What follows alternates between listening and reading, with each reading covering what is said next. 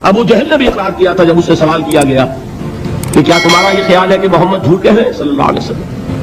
انہوں نے کہا نہیں، محمد نے کبھی جھوٹ نہیں بولا۔ پھر سوال کیا گیا پھر ان کی بات کیوں نہیں مانتے؟ اس نے صاف اقرار کیا، میں یہ کہا کرتا ہوں give the devil his due۔ وہ ابو جہل ہے، کفار کا چوٹی کا لیڈر، حضور کا نہایت یوں کہیے کہ دشمن، لیکن یہ کہ اس کو بھی اگر اس کے اندر کوئی بات تھی تسلیم کیجئے، give the devil his due۔ اس نے جھوٹ نہیں بولا، سچ بولا۔ اس نے کہا میں کبھی نہیں مانتا یہ کہ حضور یہ محمد صلی اللہ علیہ وسلم جھوٹ بولتے ہیں، کبھی جھوٹ نہیں بولا۔ بھائی مانتے کیوں پھر نہیں؟ کہنے لگا کہ ہمارے اور ان کے درمیان ایک مسابقہ پر مقابلہ چل رہا تھا۔ یہ قبائل کے اندر آپ کو معلوم ہے مقابلہ ہوتا ہے ایک دوسرے سے آگے بڑھنے کا، کہیں گھوڑا آگے بڑھانے پہ جھگڑا اور کہیں پانی پینے پلانے پہ جھگڑا۔ تو قریش ایک قبیلہ ہے، قریش کے گھرانے ہیں، یہ بنو ہاشم، بنو امیہ، بنو عدی، بنو تیم، بنو فلاں۔ تو اس نے کہا کہ ہمارے اور بنو ہاشم کے درمیان ایک مقابلہ تھا، مسابقت تھی، ہم کندھے سے کندھا لگائے آ رہے ہیں آج تک، ہم نے آگے نہیں نکلنے دیا بنو ہاشم کو۔ انہوں نے سخاوتیں کی، ہم نے ان سے بڑھ کر کی، انہوں نے لوگوں کو کھانے کھلائے، ہم نے بڑے دسترخوان بچھا دیے، ابھی تک تو ہم کندھے سے کندھا ملائے آ رہے ہیں۔ اگر ان کی نبوت مان لیں تو ہم قیامت تک کے لیے نیچے ہو جائیں گے، اور یہ مجھے گوارا نہیں۔ اور مثال چاہیے، قرآن کتنی مرتبہ کہتا ہے کہ یہود کے علماء حضور کو اس طرح پہچانتے تھے جیسے اپنے بیٹوں کو پہچانتے، یعرفونہ کما یعرفون ابناہم۔ ایک شخص لاکھوں میں بھی اپنے بیٹے کے پہچان میں غلطی نہیں کرے گا۔ وہ مثال دی ہے اللہ تعالیٰ نے، ایسے پہچانتے ہیں محمد کو جیسے اپنے بیٹوں کو پہچانتے ہیں، لیکن ایمان نہیں لائے۔ ایک استثناء حضرت عبداللہ ابن سلام رضی اللہ تعالی عنہ، علماء یہود میں سے جو ایمان لائے ہیں، باقی کوئی ایمان نہیں لایا۔ کیوں؟ کہ آج تک تو ہماری سرداری ہے، ہماری چودراہٹ ہے، لوگ ہم سے فتوے مانتے ہیں، لوگ ہم سے آ کر پوچھتے ہیں، ہمارے ہاتھ چومتے ہیں۔ اگر ہم محمد کو مان لیں، ہماری سیادت، ہماری قیادت، ہماری چودراہٹ، ہماری مسند نشینی، یہ سب ختم ہو جائے گی، اور یہ ہمیں گوارا نہیں۔ سخت ترین امتحان جو ہے ڈسپلن کا وہی ہے، رسول کی اجازت نہیں ہے تو اپنے دفاع میں بھی ہاتھ نہیں اٹھا سکتے۔ بھائی چلا دیں گے، موت آ جائے گی، سیدھے جنت میں جاؤ گے، تمہارا کیا گھاٹا ہے اگر یقین ہے تمہیں، اگر یقین ہے۔ اسی لیے جب شدید ترین ٹارچر کر رہا تھا ابو جہل حضرت سمیہ اور حضرت یاسر کو رضی اللہ تعالیٰ عنہما اور ان کے بیٹے حضرت عمار کو، حضور پاس سے گزرتے تھے اور فرماتے تھے اصبروا یا آل یاسر فإن موعدکم الجنہ، اے یاسر کے گھر والوں صبر کرو، برداشت کرو، جھیلو، جنت میں تمہارے استقبال کی تیاریاں ہو رہی ہیں۔ یہ یقین اور اس میں جو منظور کی اطاعت ہے۔ پھر میں نے ایک بات آپ کو اور بتائی تھی، اسی سے عوامی ہمدردی پیدا ہوئی ہے مکے کے لوگوں میں مسلمانوں کے ساتھ اور حضور کے ساتھ۔ جب دیکھا کہ یہ بلال کو ننگی پیٹھ، ننگے بدن، گردن میں رسی ڈال کر اور دے رکھی چھوکروں کو گھسیٹتے پھر رہے ہیں مکے کی سنگلاخ گلیوں میں، اور اس سے پہلے مار مار کر جو ہے کوڑے ان کا جسم ادھیڑا ہوا ہے، پھر لے جا کر دھوپ میں لٹا دیا اور سینے کے اوپر پتھر بھاری رکھ دیا، سانس لینا مشکل ہے، لیکن کیا کہہ رہے الاحد احد احد، ایک ہی کو مانتا ہوں، کسی اور کو نہیں۔ تو آخر انسان تھے نا لوگ، عوام جو ہے جن کو ہم کہتے ہیں silent majority, silent majority silent ہوتی ہے لیکن اندھی بہری تو نہیں ہوتی۔ بھائی کیا ہوا؟ بلال نے کیا وہ چوری کر لی اپنے آقا کی کسی مال کی، آقا کی بیٹی کی عزت میں کہیں ہاتھ ڈال دیا، کیا کیا ہے؟ کچھ نہیں بھائی، کچھ نہیں کیا، بس صرف یہ کہتا ہے کہ میں ایک اللہ کو مانتا ہوں اور محمد کو اس کا رسول مانتا ہوں، بس یہ ضرور۔ آخر فطرت انسانی ہے نا، وہ لوگ جو سائلنٹ میجورٹی، ان میں ہمت نہیں ہے کہ وہ خود کھڑے ہو جائے قریش کے خلاف، ہمت نہیں ہے، خود تو خاموش ہے لیکن اندر سے یہ دلوں کی ہمدردی کدھر جا رہی ہے؟ کیا ابو جہل کی طرف جائے گی؟ کیا امیہ ابن خلف کی طرف جائے گی جس نے کہ حضرت بلال کو اس طریقے سے ستایا؟ وہ اندر ہی اندر انقلاب آ رہا ہے. جو دلوں کو فتح کر لے وہی فاتح زمانہ. یہ بدر میں جو لوگ گئے ہیں اپنے سرداروں کے حکم سے جانا تو تھا، لیکن اندر سے تو پہلے سے مفتوح تھے. وہ تو مفتوح ہو چکے تھے محمد کے ہاتھوں صلی اللہ علیہ وسلم. انہیں پتا تھا ہمارا سردار ابو جہل اس کا کردار کیا ہے، اور ادھر حمزہ کا کردار کیا ہے، ادھر عقبہ ابن معیط کا کردار کیا ہے، ادھر عثمان کا کردار کیا ہے. کیا وہ جانتے نہیں تھے؟ تو عوامی ہمدردیاں جو ہے اس پیسو ریزسٹنس کے نتیجے میں حاصل ہوتی ہے. البتہ اس تشدد کے دور میں ایک اجازت دے دی گئی ہجرت حبشہ کی کہ اگر یہ ناقابل برداشت ہو رہا ہے ٹھیک ہے، تم یہ زمین چھوڑ کر سرزمین چھوڑ کر کہیں چلے جاؤ. حضور نے فرمایا حبشہ کا ملک بس یوں سمجھیے بحیرہ قلزم درمیان میں ہے، کوئی بہت جو ہے زیادہ عزیز نہیں ہے، اس کو عبور کیجئے. تو حبشہ تو جو لوگ ہیں حضور نے فرمایا کہ وہاں ایک عیسائی بادشاہ ہے اور وہ انصاف پسند ہے، اس کے ہاں کسی پر ظلم نہیں ہوتا، تو چلے جاؤ. جن کو طبیعت برداشت نہیں کر پا رہی تو وہ ہجرت کر جائے. ہجرت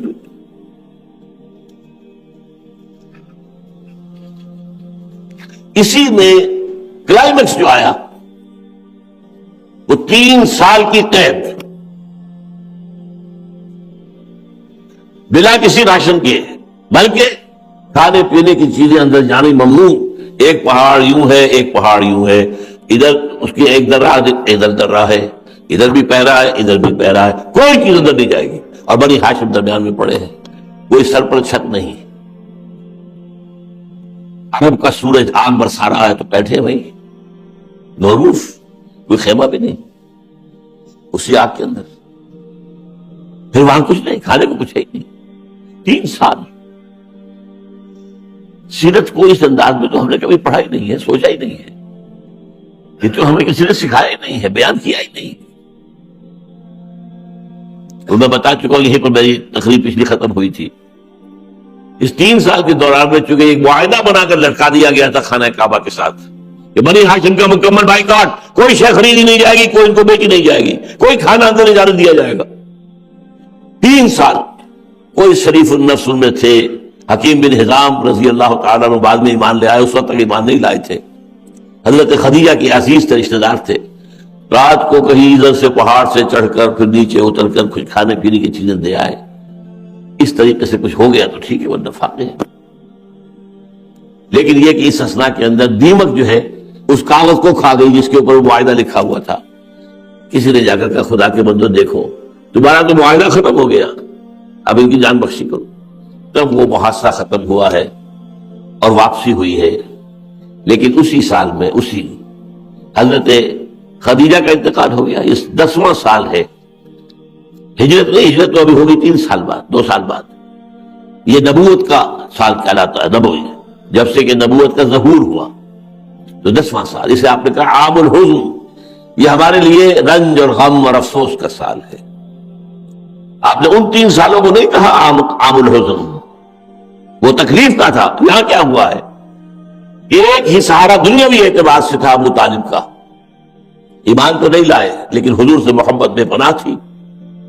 بنو ہاشم کے سردار تھے، پوری بنی ہاشم کا قبیلہ پیچھے تھا. اسی لیے حضور پر کوئی جو ہے آپ کے اوپر کوئی پرسنل اسالٹ نہیں ہوا، فزیکل ختم نہیں. 2 مائنر انسیڈنٹ ساتھوں میں بعد میں آپ کو بیان کر دوں گا. اور دوسرے یہ کہ حضرت خدیجہ الکبریٰ رضی اللہ تعالی عنہا کہ گھر میں آئے آپ باہر کی پریشانیوں سے، جو بھی طبیعت پر اثرات تھے وہ لے کر، لیکن یہاں کے گھر میں ایک دلجوئی کرنے والی رفیقہ حیات تو تھی نا، وہ بھی گئی. آپ نے فرمایا یہ ہمارے لیے عام الحسن ہے. اس کا کلائمیکس ہے حضور کی زندگی میں سفر طائف. وہ کیوں ہوا؟ اب تک کیونکہ بنو ہاشم کے سردار تھے ابو طالب، اور ابو طالب حضور کے پشت پر تھے، لہذا کفار جو ہے بقیہ تمام جو بھی گھرانے تھے انہوں نے کوئی اقدام نہیں کیا کہ ہم اقدام کریں گے. ابو طالب میدان میں آ جائے گا، بنو ہاشم اور دوسرے قبیلوں کی جنگ شروع ہو جائے گی، خانہ جنگی شروع ہو جائے گی. And house divided amongst itself can not stand. دنیا میں جو ہماری عرب کے اندر جو دھاک بیٹھی ہوئی ہے قریش، اگر یہ باہمی خانہ جنگی ہو گئی تو دھاک ختم ہو جائے گی. اس لیے اب جب ابو طالب کا انتقال ہو گیا اور اب سردار بنو ہاشم کا کون ہے؟ ابو لہب، اور ابو لہب تو خود دشمن ہے، اول دوست دشمن، طے کر لیا گیا اب انہیں قتل کر دیا جائے۔ اس پر حضور نے طائف کا سفر اختیار کیا۔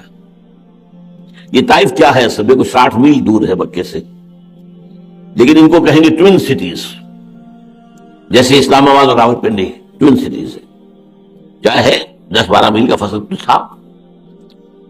اسی طرح دریائے سندھ کے دو طرف ٹوین سٹیز آباد ہیں، ایک طرف سکھر ہے تو دوسری طرف روڑی ہے، ایک طرف حیدرآباد ہے دوسری طرف کوٹلی ہے، یہ دریائے سندھ کے بالکل اکراس۔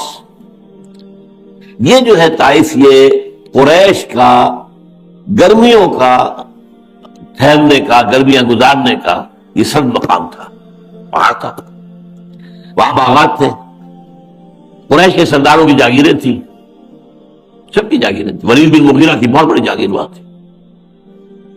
حضور نے سوچا کہ وہاں پر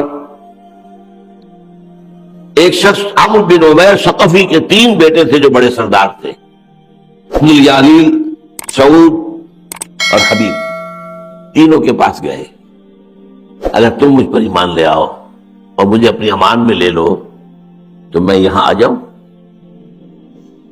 تینوں نے جو جواب دیے ہیں کلیجے سے پار ہو جانے والے تیر۔ تمہارے سوا کوئی نہیں ملا تھا اللہ کو نبی بنانے کے لیے؟ مفلس القلاش اور یتیم، یہ بڑے بڑے سردار موجود ہیں کہ نہیں ہیں؟ اللہ رجل من القریتین عظیم، یہ بڑے بڑے سردار میں سے چنتا اللہ کسی کو؟ تمہارے لیے کون سا سلخاب کا پر لگا ہوا تمہیں چن لیا، جاؤ۔ دوسرے نے کہا دیکھو میں تو تم سے بات بھی نہیں کرنا چاہتا بھائی، تو جلدی سے رخصت ہو جاؤ، ہو سکتا ہے تم واقعی نبی ہو، میں کوئی گستاخی کر بیٹھوں تو میری تو شامت آ جائے گی، تو پلیز لیو۔ یہ جواب مل گئے۔ اور پھر جو اسٹریٹ ارچنز جنہیں آپ کہتے ہیں، چھوکرے، 3 دن رہے حضور طائف میں۔ جب روانہ ہونے لگے ہیں تو کہا گیا ذرا ان کی خبر لو، یہ رسول صاحب جو آئے تھے نا، خبر لو ان کی ذرا۔ لہذا اب پتھراؤ کر رہے ہیں بچے لڑکے، اسٹریٹ ارچنز، تالیاں پیٹ رہے ہیں، جیسے آپ کی گلیوں میں کبھی کوئی مجذوب سا آدمی آ جائے تو چھوکرے جیسے ہوتے ہیں اس کے پیچھے ہنس بھی رہے ہیں، چھیڑ بھی رہے ہیں اور کوئی گلیاں مار رہے ہیں۔ یہ نقشہ طائف کی گلیاں اور محبوب رب العالمین۔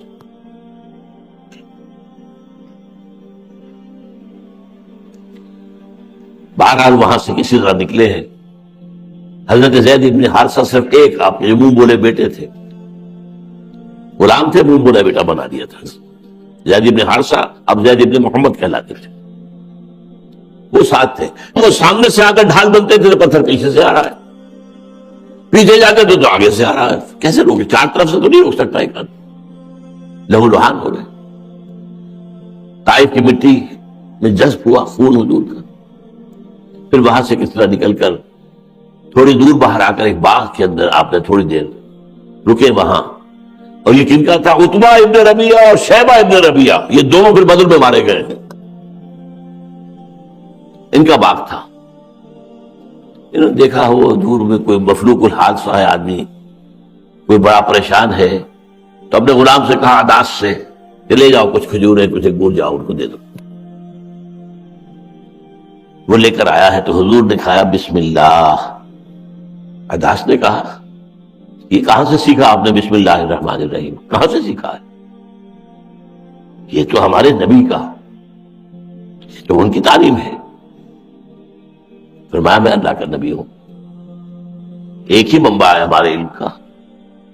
اس نے ہاتھ پاؤں چومے، تھا غلام، باقی بار واپس گیا ہے تو ان کا بھائی معلوم ہوتا اس نے تیرا دین خراب کر دیا اس نے۔ بہرحال وہاں حضور کی زبان سے پھر وہ جس کو میں چیخ کا لفظ کہہ رہا ہوں، حتی یقول الرسول والذین معہ متی نصر اللہ، یہ طائف کی دعا،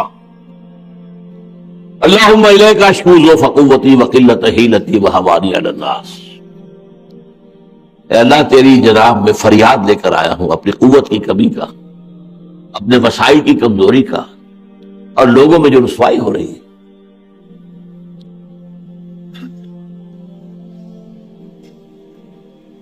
انت رب المستضعفین وانت ربی، اے اللہ تم تمام کمزوروں کا رب ہے، میرا بھی رب ہے. الی من تکلنی، مجھے کس کے حوالے کر رہا ہے؟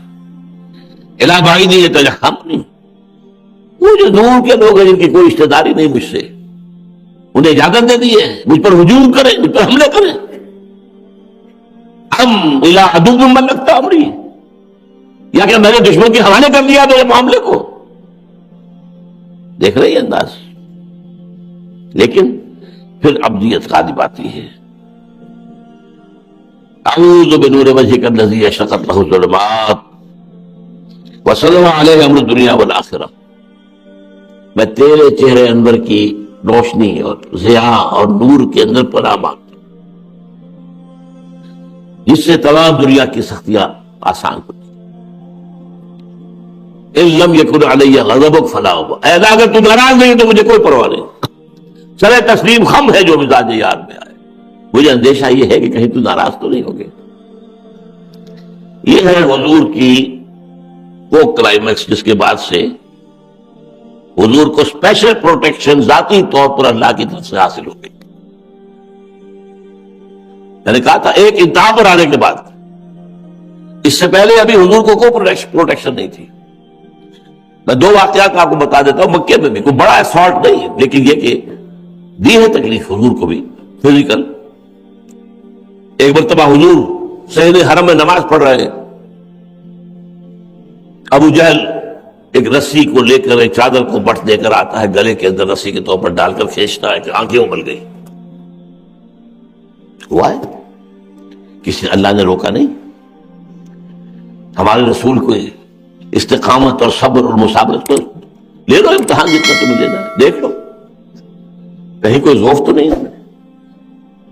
ایک اور موقع پر آپ سجدے میں تھے، عقبہ ابن ابی معیط جو ابو جہل کا یوں سمجھیے کہ بالکل اس کا ساتھی، وہ آیا. اس ابو جہل نے کہا کہ ہے کوئی شخص فلاں محلے میں اونٹ ذبح ہوا تھا، اس کی اوجڑی لا کر ان کی گردن پر رکھ دے جب یہ سجدے میں جائے.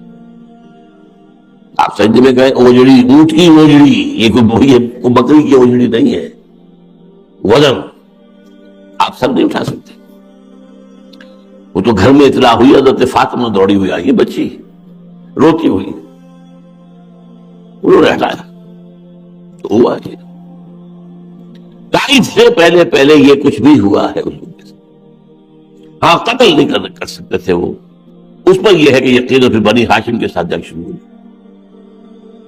اب جو وہ ٹرننگ پوائنٹ کیا ہے، وہی طائف میں حضرت جبرائیل نظر آتے ہیں، فرماتے ہیں اے اللہ کے رسول، یہ جو یہاں کے پہاڑوں پہ فرشتہ معمور ہے، اللہ نے اسے بھیجا ہے آپ کی خدمت میں. کہ اگر آپ کہیں تو جن دو پہاڑوں کے درمیان یہ وادی ہے نا طائف کا شہر، اسے ٹکرا دے اور ان کا قیمہ بنا دے، پیس دے.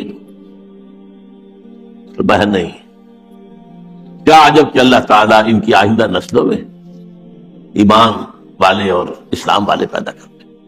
بددعا نہیں کی. واپس آئے ہیں، نخلا میں ٹھہرے ہیں، یہ درمیان میں ہے مکے اور طائف کے. رات وہاں گزاری، فجر کی نماز پڑھا رہے تھے کہ قریب سے ایک گروہ گزرا جنات کا، وہ ٹھٹک کر کھڑے ہو گئے. قرآن سنتے رہے ایمان لے آئے. ایک دفعہ قرآن سن کر داعی بن گئے، فوراً گئے اپنے جنات کے ہاں، یا قومنا اجیبوا داعی اللہ، اے قوم کے لوگوں ہمارے اس اللہ کی طرف پکارنے والے کی بات کو مانو، سنو، لبیک کہو. حضور کو نہیں پتا چلا اس کا، وہ تو قرآن میں وہی آئی ہے. پھر سورہ جن، قل اوحی الی انہ استمع نفر من الجن فقالوا انا سمعنا قرآنا عجبا یہدی الی الرشد فآمنا بہ ولا نشرک بربنا احدا. اسی طریقے سے پھر جو اور مدد آئی ہے، جب فیصلہ ہو گیا، طے ہو گیا کہ آج کی رات محمد کو قتل کر دینا ہے، اور تمام گھرانے جو تھے 6-7 بڑے بڑے، یہ بنو امیہ ہے، یہ بنو فلاں ہے، یہ بنو تیم ہے، یہ فلاں ہے، ایک ایک نوجوان ہر ایک میں سے ہوگا، اور وہ رات کے وقت ایک دم ٹوٹ پڑیں گے. سب کے جو نیزے ہیں ایک دم جائیں گے محمد کے جسم میں، تاکہ یہ نہ پتہ چل سکے کس نے قتل کیا ہے. کہ بنو ہاشم اگر قصاص لینا چاہے تو کس سے لیں گے؟ اور پورا گھر کا محاصرہ نکلنے نہ پائے. حضور کے حکم سے حضور کے بستر پر حضرت علی لیٹ گئے. حضور وہاں سے نکلے, کسی نے کوئی دیکھ نہیں سکا. یہ میں بتا رہا ہوں. اب جو ہے غیبی مدد شروع ہو گئی ہے. غار ثور میں 3 دن ٹھہرے, غار ثور کے دہانے تک پہنچ گیا. کھوجی جو تھا لے کر ابو جہل کو اور اس کے ساتھیوں کو کہ یہاں تک کھوج مجھے مل گیا ہے. اس غار کے اندر ہو گئے. تمہارا دماغ خراب ہوا. غار کے اوپر جو ہے دہانے پر تو جالا بنا ہوا مکڑی کا, کوئی اندر جاتا تو جالا رکھا یہاں, اور یہاں تو کبوتری نے انڈے دے رکھے ہیں. کوئی اندر جاتا تو کیا یہاں کبوتری کے انڈے سالم ہوتے ہیں. اور وہاں تھے حضور اور حضرت ابو بکر, اور حضرت ابو بکر کہہ رہے تھے یا رسول اللہ, اگر ان میں سے کسی نے اپنے قدموں کی طرف بھی نگاہ ڈالی تو ہم نظر آ جائیں گے. آپ فرما رہے ہیں لا تحزن ان اللہ معنا, گھبراؤ نہیں, اللہ ہمارے ساتھ. ثانی اثنین اذ ہما فی الغار, دو میں کا دوسرا, دو ہی تھے نا, دو میں کا دوسرا جبکہ وہ دونوں غار میں تھے. پھر وہاں سے نکل کر گئے ہیں. اعلان تھا 100 اونٹ ملیں گے جو شخص محمد کو زندہ یا مردہ لے آئے. لاش لا کے پیش کر دے 100 اونٹ, سر لے آئے 100 اونٹ, زندہ پکڑ کر لے آئے تو پھر تو کیا ہی کریں. 3 دفعہ وہ بالکل سراقہ ابن مالک حضور کے قریب پہنچ گیا ہے, لیکن اس کے گھوڑے کے اگلے دونوں پاؤں دھس گئے زمین کے اندر, ریت کے اندر. پھر دیکھ ایک دفعہ اٹھا, پھر ہوا 3 دفعہ. پھر وہ اتر کر آیا, اس نے معافی مانگی, اور حضور نے فرمایا سراقہ میں تو تمہارے ہاتھ میں کسرا کے کنگن دیکھ رہا ہوں. اور پھر بعد میں حضرت عمر کے زمانے میں جب ایران فتح ہوا ہے اور مدائن کا اتنا بڑا خزانہ مسلمانوں کے ہاتھ میں آیا ہے, وہاں کسرا کے کنگن بھی تھے. تو پھر وہاں پر حضرت یہ ایمان لا چکے تھے, سراقہ ابن مالک کو بلایا گیا, انہیں پہنائے گئے. دیکھو حضور کی وہ پیشن گوئی پوری ہوئی.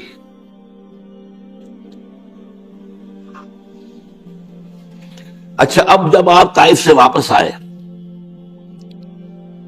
تو مکے میں کیسے جائے؟ مکے میں تو قتل کا فیصلہ ہو چکا ہے, کہاں جائیں؟ طائف گئے تھے امید لے کر, طائف میں وہ ہوا. حضرت عائشہ صدیقہ رضی اللہ تعالی عنہا کے اپنے ہوش کے مطابق حضور پر سخت ترین دن جو آیا تھا وہ یوم احد تھا, جس میں آپ زخمی ہوئے, آپ کے دندان مبارک شہید ہوئے, جس میں اتنا خون گیا کہ آپ بے ہوش ہو گئے, آپ کے قتل ہو جانے کی خبر اڑ گئی. حضرت حمزہ اور حضرت مصعب بن عمیر جیسے لوگ شہید ہوئے, 70 صحابہ شہید ہوئے. تو حضرت عائشہ پوچھتی ہے حضور آپ پر طائف کے دن سے بھی نہیں, احد کے دن سے بھی زیادہ سخت دن کوئی گزرا ہے؟ فرمایا ہاں, طائف کا دن مجھ پر بہت سب سے زیادہ شدید تھا. یہاں تو میرے جانے ساتھ تو تھے, دائیں بھی تھے, بائیں بھی تھے, سامنے بھی تھے. لوگوں نے اپنے سینوں کو میرے لیے ڈھال بنا رکھا تھا, لیکن وہاں تو کوئی بھی نہیں تھا ایک جانب لحاظ سے. اب آپ سوچئے وہاں سے جس ناکامی کے ساتھ آئے, اب کہاں جائیں؟ کس طرف جاؤں, کدھر دیکھوں, کسے آواز دوں؟ اے ہجوم نامرادی دل بہت گھبرائے ہے. یہ دوسرا مصرع حضور پر فٹ نہ کیجیے گا, حضور کا دل گھبرانے والا نہیں تھا, لیکن تدبیر ہے دنیا میں کرنی پڑتی ہے. آپ نے اخنس ابن شریق کو بھیجا پیغام, ایک بڑا سردار تھا, اگر تم مجھے اپنی امان میں لے لو تو میں آ جاؤں. اب یہ قبائلی زندگی میں کیا تھا, اگر ایک شخص بھی امان دے دے قبیلے کا کسی دشمن کو تو امان سارا قبیلہ جو ہے تو قبول کرنا پڑے گا. یہ قبائلی زندگی کی چیز ہے. اس نے کہا نہیں, میری حیثیت ایسی نہیں ہے کہ میں قریش کے مقابلے میں آپ کو امان دے دوں, معذرت کر لی. پھر سہیل بن عمرو جو بعد میں پھر آیا ہے صلح حدیبیہ کے موقع پر, جو قریش کا جو ہے نمائندہ بن کر آیا ہے, نیگوشیٹر, اس نے بھی معذرت کر لی, نہیں میں ایمان نہیں دے سکتا. اب یہ جا رہے ہیں, زید بن حارثہ گئے, پیغام لے آئے, حضور وہ تو نہیں مان رہا, وہاں جاؤ, حضور وہ تو نہیں مان رہا. تیسرے کے پاس مطعم بن عدی, اس نے کہا ہاں ٹھیک ہے میں دیتا ہوں امان محمد کو, کہہ دو ان سے آ جائے. زید بن حارثہ نے واپس آ کر کہا وہ امان اس کی ہے، آپ چلیے. نہیں، اس سے کہو جا کر باہر آ کر مجھے ساتھ لے کر جائے. اگر مکے میں داخل ہوتے کوئی میرے اوپر حملہ کر دے تو وہ تو کہہ سکے گا نا کہ مجھے کیا پتا تھا کہ مطلب کی امان ہے، آپ نے بھی دو. اب وہ شخص جو ہے اپنے 6 بیٹوں کو ہتھیار لگا کر لے کر باہر آیا، 6 بیٹے، اور حضور کو لے کر گیا تلواروں کی سائے میں. اب وہ کہتا گیا بلند آواز سے، لوگوں آج سے محمد میری امان میں ہے صلی اللہ علیہ وسلم. اور اس کا پھر اتنا حضور کے دل پر اثر تھا غزوہ بدر میں، جب 70 قیدی حضور کے پاس تھے ہاتھ میں قریش کے. آپ نے کہا تھا اگر موتم زندہ ہوتا اور وہ سفارش کرتا میں ان سب کو چھوڑ دیتا. وہ ایمان نہیں لایا گیا، حالت کفر میں ہے. لیکن یہ کہ بہرحال اس کا احسان بہت بڑا تھا، اس میں کوئی شک نہیں.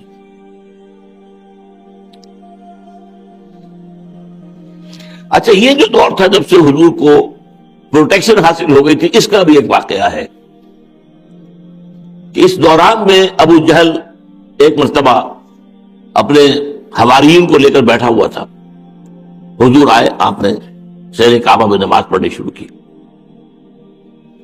لوگوں نے کہا یہ تمہاری زندگی زندہ ہوتے ہو یہ کیا کر رہا ہے محمد یہاں پر نماز پڑھ رہا ہے صلی اللہ علیہ وسلم.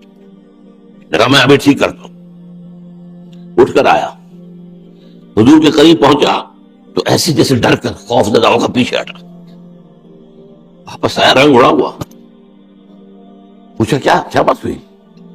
کہ میرے اور محمد کے درمیان آگ کی ایک کھائی نظر آئی مجھے، اور اس میں ایک پروں والی مخلوق تھی جو میرے اوپر میرے تکا بوٹی کرنے کو تیار تھے. یہ واقعہ ہے جو سورہ علق میں آیا ہے. ارأیت الذی ینہی عبدا اذا صلی، ارأیت ان کان علی ہدی او امر بالتقوی، ارأیت ان کذب وتولی الم یعلم بان اللہ یری، کلا لئن لم ینتہی لنسفعا بالناصیہ ناصیۃ کاذبۃ خاطئہ فلیدع نادیہ سندع زبانیہ. بلا لیں وہ اپنی پارٹی کے لوگوں کو، اپنے حواریوں کو، ہم جہنم کے فرشتوں کو بلا دیں گے. وہ جہنم کے فرشتے جو تھے، جو آگ کی کھائی کے اندر پروں والی مخلوق، وہ اس کی تکہ موٹی کرنے کے لیے تیار تھی. یہ اس کے بعد یہ میں نے آپ کو اصل میں یہ بتایا ہے کہ خاص حضور کی ذاتی پرسیکیوشن ہوتے ہوتے یوم طائف ایک انتہا ہے. اس کے بعد سے ذاتی طور پر حضور کی معجزانہ انداز میں آپ کی حفاظت.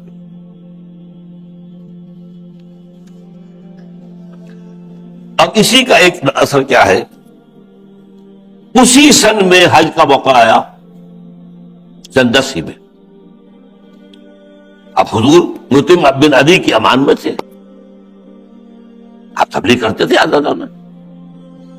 حج کے موقع پر آپ لوگ ٹھہرے ہوئے ہیں، آپ تبلیغ کرتے پھر رہے تھے. ایک گھاٹی چھوٹی سی میں دیکھا، بڑی سی گھاٹی میں 7 آدمی ہیں حاجی. خزرج کے حاجی تھے، وہ خزرج مدینے سے آئے. حضور نے ان کے سامنے اپنی دعوت پیش کی. انہوں نے کنکھیوں سے ایک دوسرے کو دیکھا. شاید یہ وہی نبی ہے جس کا ڈراوا ہمیں یہود دیا کرتے ہیں، تو تم جلدی کرو ایمان لے آؤ، اس سے پہلے کہ یہودی ایمان لے آئے ان پر. یہ نصرت کا ظہور اول ہے. 7 خزرج کے لوگ ایمان لائے حضور کی دعوت پر سن 10 کے حج میں. اب میں یہاں تھوڑا سا آپ کو یثرب کا بیک گراؤنڈ بتا دوں. یثرب کس شہر کا نام؟ یثرب اصلاً آباد کیا تھا یہودیوں نے. یہ جو last tribes of the house of Israel کہلاتے ہیں، بنی اسرائیل کے کھوئے ہوئے قبیلے، ان میں سے یہ 3 قبیلے یا ایک قبیلے کے 3 گھرانے، بنو قینقاع، بنو نذیر اور بنو قریظہ، یہ یہاں آباد ہو گئے. اور ایک خیال یہی ہے کہ ان کے پاس بھی کہیں یہ پیشن گوئی تھی کہ کھجوروں کی سرزمین میں آخری نبی کا ظہور ہونے والا ہے. وہ یہاں آ کر آباد. اس کے بعد جب سد معارب ٹوٹا ہے، یمن کا بند تھا، ڈیم وہ ٹوٹا ہے، تباہی آئی ہے یمن میں، اور وہاں سے قبائل نکلے. کچھ قبیلے عراق میں جا کے آباد ہو گئے، کچھ قبیلے 2 قبیلے وہاں کے یہ اوس اور خزرج تھے جو آ کر مدینے میں ان یہودیوں کی اجازت لے کر آباد ہوئے. تو 5 قبیلوں کا شہر تھا یہ. 2 عرب اور خزرج 3 یہود. اچھا قبائل کے اندر لڑائیاں ہوتی ہیں, جھگڑے ہوتے ہیں, اور خزرج کے اندر جنگیں رہتی تھی. 100 سالہ جنگ کہلاتی ہے, نسل بعد نسل, نسل بعد نسل چلتی ہے. جیسے ہمارے ہاں قتل, جوابی قتل, پھر جوابی قتل چلتے رہتے خاندانوں کے اندر. ادھر یہ کہ یہودی بھی ان کے حلیف بن گئے, کوئی اس کا بن گیا, کوئی اس کا بن گیا. جب کبھی جنگ ہوتی تھی یہودی مار کھاتا تھا. یہ بنیے ٹائپ لوگ تھے, جیسے ہمارے ہاں جو کہ بنیا جا کر کسی گاؤں کے اندر وہ پوٹلی کو ایک لے کر جا کر بیٹھ کے چھوٹی سی کوئی دکان کھولی, کچھ عرصے کے بعد اس کا محل بڑا ہوتا تھا, اور باقی لوگوں کی زمینیں اس کے بعد رہن ہوتی تھی. لیکن اگر کہیں جھگڑا ہو جاتا تھا تو مار کرتا تھا, وہ تو اس سے لڑنے کے قابل تو نہیں تھا. یہی معاملہ ان کا تھا. یہودیوں کو جب مار پڑتی تھی وہ کہتے تھے دیکھو آخری نبی کے ظہور کا وقت قریب ہے, جب وہ آئے گا ہم اس کے ساتھ ہو کر تم سے جنگ کریں گے, تم ہمیں کبھی بھی شکست نہیں دے سکو گے. یہ باتیں پڑی ہوئی تھی اوس اور خزرج کے لوگوں کے کانوں کے اندر, کیونکہ یہ عالم تھے, ان کے پاس تورات تھی, ان کے پاس شریعت تھی, ان کے علماء تھے, ان کے مفتی تھے, ان کے قاضی تھے, ان کی عدالتیں تھیں, پڑھے لکھے لوگ تھے, صاحب کتاب لوگ تھے. یہ لوگ تھے اجڑ گوار, نہ کوئی تعلیم, نہ کوئی کتاب, نہ کوئی کچھ بھی نہیں. تو ایک روب تھا ان کا, کلچرل روب ان کا, جسمانی روب ان کا. نمبر 2 یہ کہ انہیں یہ ضرورت محسوس ہو رہی تھی کہ اوس اور خزرج آپس میں لڑتے رہے, کٹتے رہے, مرتے رہے تو ختم ہو جائیں گے ہم. تو وہ سوچتے تھے کہ کوئی آربیٹریٹر ہونا چاہیے, کوئی ہونا چاہیے جو ہمارے مابین آ کر ہمارے معاملات کو کنٹرول کرے. لہذا طے کر لیا گیا تھا, خزرج کا قبیلہ بڑا تھا, اوس کا چھوٹا تھا. لہذا وہاں طے کیا تھا, اگر اوسی کسی خزرجی کو قتل کرے گا تو 3 گنا دیت دینی ہوگی قصاص کے اندر, اور اگر جو ہے خزرجی جو ہے وہ اوسی کو قتل کرے گا تو 1/3 دے گا. گویا کہ چونکہ چھوٹا قبیلہ ہے, اب اوسی کا خون جو ہے نوجوان کا کھولتا ہوگا, میری جان کی قیمت اس کے مقابلے میں جو ہے خزرجی جوان کی قیمت کے مقابلے میں تہائی ہے. How come? لیکن if you want to live in Yathrib, you have to accept it. تو وہ سوچ رہے تھے کہ کسی کو آربیٹریٹر بنائیں. طے کر دیا بادشاہ بنا لو خزرج کے سردار عبداللہ ابن ابی. یہ تھا سب سے بڑا ان کا رئیس, بڑا اونچا محل تھا اس کا. اس کے لیے ایک سونے کا تاج بھی تیار کر لیا گیا تھا. تاج پوشی کی نوبت نہیں آئی کہ حضور چلے آئے, تشریف لے آئے, بے تاج بادشاہ آگے. یہ میں نے آپ کو یثرب کا پس منظر بیان کر دیا. فضا کیوں ہموار تھی؟ فضا ہموار تھی کہ اوس اور خزرج کے لوگ سن چکے تھے کہ ایک نبی کا ظہور آنے والا ہے, اور یہ لوگ جو ہیں یہودی جو کہہ رہے ہیں تو یہ یوں ہی نہیں کہہ رہے ہیں, ان کے پاس کتاب ہے, یہ صاحب کتاب ہے. بہرحال سن 10 میں تو حضور نے کسی سے بیعت نہیں لی. اگلے سال 15 آ گئے, اب آپ نے بیعت لی, بیعت عقبہ اولا. اب انہوں نے کہا حضور ہمیں کوئی مقری, کوئی پڑھانے والا دیجئے, ہم تو آپ سے تو ملاقات کر سکیں گے 1 سال بعد, ورنہ تو وہاں راستے تو محفوظ ہوتے ہی نہیں تھے, سفر تو جو ہے محفوظ تھا ہی نہیں. وہ تو اشہر حرم جو ہے اس کے اندر لڑائی بند ہو جاتی تھی. تو آپ کی خدمت میں ہم آئیں گے 1 سال بعد, تو ہمیں کون پڑھائے قرآن؟ تو آپ نے مصعب بن عمیر کو بھیجا رضی اللہ تعالیٰ, اور کچھ دنوں کے بعد عبداللہ ابن ام مکتوم کو بھیجا. مصعب بہت مشہور ہوئے, بہت کامیاب ہوئے, ان کا نام پڑ گیا المقری. جا المقری, المقری, پڑھانے والا, پڑھانے والا, پڑھانے والا. قرآن کی تعلیم جو حضرت مصعب اور عبداللہ ابن ام مکتوم کے ذریعے ہوئی, اس کے نتیجے میں اگلے سال حج میں 75 افراد, اوس کے بھی اور خزرج کے بھی, اور ان میں سردار بھی موجود تھے. اب ہوئی یہ بیعت عقبہ ثانیہ, یہ جو ہے ڈیسائسو بیعت, یہ سن 12 کے حج میں ہوئی. سن 10 کے حج میں 7 صرف خزرج کے لوگ ایمان لائے. سن 11 کے حج میں 15 آدمی آئے, اور بیعت عقبہ اولا ہو گئی. سن 12 کے حج میں اب ایک 75 آدمی آئے اور بیعت عقبہ ثانیہ ہو گئی. اور بیعت عقبہ ثانیہ کے اول تو یہ کہ وہ الفاظ جو ہیں وہ تو یہ ہے کہ آپ آئیے, ہم آپ کا ہر حکم مانیں گے اور اطاعت کریں گے, چاہے مشکل ہو چاہے آسان, چاہے طبیعتیں ہماری آمادہ ہو چاہے ہمیں اپنی طبیعتوں پر جبر کرنا پڑے, اور ہم میں سے جسے آپ سردار بنائیں گے ہم اس کی اطاعت کریں گے, اس سے لڑیں گے نہیں. ہاں جہاں کہیں بھی ہوں گے اپنی رائے ضرور دے دیں گے. یہ متفق علیہ حدیث ہے, مسلم شریف اور بخاری شریف دونوں کے اندر. بایعنا رسول اللہ صلی اللہ علیہ وسلم. حضرت عبادہ ابن ثابت فرماتے ہیں یہ دونوں بیعتوں میں تھے، بیعت عقبہ اولا، بیعت عقبہ ثانیہ. بیعت عقبہ اولا میں تو اس کی بیعت تھی کہ ہم چوری نہیں کریں گے، ہم زنا نہیں کریں گے، ہم یہ نہیں کریں گے، ہم وہ نہیں، وہ اخلاقی تھی. یہ جماعتی تنظیم کی بنیاد پر جو ہے، جس کی بنیاد پر اب نظم قائم ہو رہا ہے. بایعنا رسول اللہ صلی اللہ علیہ وسلم علی السمع والطاعۃ فی العسر والیسر والمنشط والمکرہ وعلی اثرۃ علینا وعلی لا ننازع الامر اہلہ وعلی ان نقول بالحق اینما کنا لا نخاف فی اللہ لومۃ لائم. متفق علیہ. یہ ہے جس کی بنا پر اب حضور کی حیات دنیاوی کا یوں سمجھیے نیا وقت شروع ہو رہا ہے. مدینہ، یہ میں آپ کو بتا چکا ہوں، ٹوائنبی کا جملہ تلخ. محمد failed as a prophet but succeeded as a statesman. مکے میں تو ناکام ہو گئے. ہاں ان کا نقشہ ضرور نظر آتا ہے، وہ نبی تھے یا نہیں تھے، ظاہر بات ہے ٹوائنبی تو نہیں مانتا، عیسائی تھا، اس اسلام تو نہیں لایا، لیکن نقشہ ضرور وہی ہے جو یحییٰ اور عیسیٰ کا تھا علیہ السلام. دعوت ہے، تبلیغ ہے، کوئی اگر برا کہہ رہے ہیں تو برداشت کر رہے ہیں، کوئی جوابی کارروائی نہیں کر رہے ہیں. نقشہ درویشی در ساز و دمادم زن، درویشی کا ایک نقشہ ہے 12 سال کا، کوئی جوابی کارروائی نہیں، کوئی لڑائی نہیں ہے، کوئی قتال نہیں، کچھ نہیں. لیکن یہاں تو ناکام ہو گئے. مدینے میں جب آئے ہیں آپ تو اس کے بعد تو آپ ایک اسٹیٹس مین کی حیثیت سے ابھرے ہیں، سیاستدان کی حیثیت سے، سپہ سالار کی حیثیت سے، قاضی القضات کی حیثیت سے، ہیڈ آف دی اسٹیٹ کی حیثیت سے. اس سے آپ کامیاب ہوئے.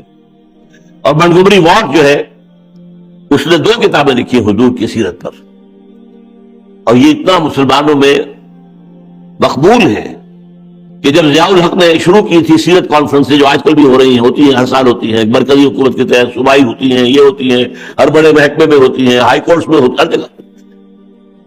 تو خاص طور پر اس نے منٹگومری واٹ کو بنایا تھا، professor Montgomery Watt of England. اس نے 2 کتابیں لکھی، محمد at Mecca, Muhammad at Medina. پہلے میں اپنے اندازے سے کہا کرتا تھا کہ اس نے ہائی لائٹ کیا ہے یہ 2 محمد ہے، یہ ایک نہیں، تضاد ہے. یہ تو یہاں تو تضاد ہے. یہاں حکم تھا کہ تمہارے ٹکڑے کر دیے جائے، ہاتھ مت ہٹاؤ، ہاتھ مت ہلاؤ، no raising of hand even in self defence. اور وہاں یہ قاتلوا فی سبیل اللہ الذین یقاتلونکم، اگر کوئی تمہیں اینٹ مارے تو پتھر مارو. تضاد تو ہے. اسی تضاد کو اس نے نمایاں کیا، اسی تضاد کو نمایاں کیا اس نے. مجھے ابھی ایک مکالمے میں جو ٹیلی ویژن پر ہوا تھا، ڈاکٹر جاوید اقبال جو پسر علامہ اقبال ہیں، انہوں نے مجھے بتایا، میں نے جب ذکر کیا منٹگومری واٹ کا، کہ میں جب پی ایچ ڈی کر رہا تھا لندن میں تو منٹگومری واٹ میرا پروفیسر تھا، اور میں نے اسے پوچھا کہ تم نے 2 کتابیں کیوں لکھی؟ انہوں نے صاف کہا to highlight that Muhammad failed as a prophet. اب یہ جو زہر بھرا ہوا یہ ہمیں نہیں معلوم، اس لیے کہ محمد ایٹ مدینہ میں اس نے اتنی تعریف کی ہے، اتنی تعریف کی ہے، آپ کی معاملہ فہمی، موقع شناسی، آپ کی ذہانت، آپ کی فطانت، آپ کا انسان کو سمجھ لینا، آپ کی پلاننگ، آپ کا نیا عمل بنانا، آپ کی سپہ سالاری، سپرلیٹیوز کے انداز کے اندر تمام ڈگریز جو ہو سکتی ہیں تو تعریف کی وہ استعمال کرنی. اس لیے ہم سمجھتے ہیں کہ بہت ہی یہ حضور کا عقیدت مند ہے. زہر کیا ہے کہ یہاں محمد جو ہے نبی کا رول نہیں کر رہا ہے، تو رول اور ہے. نبی کا رول تو مکے میں تھا، وہاں وہ ناکام ہو گئے. نہیں ختم ہے.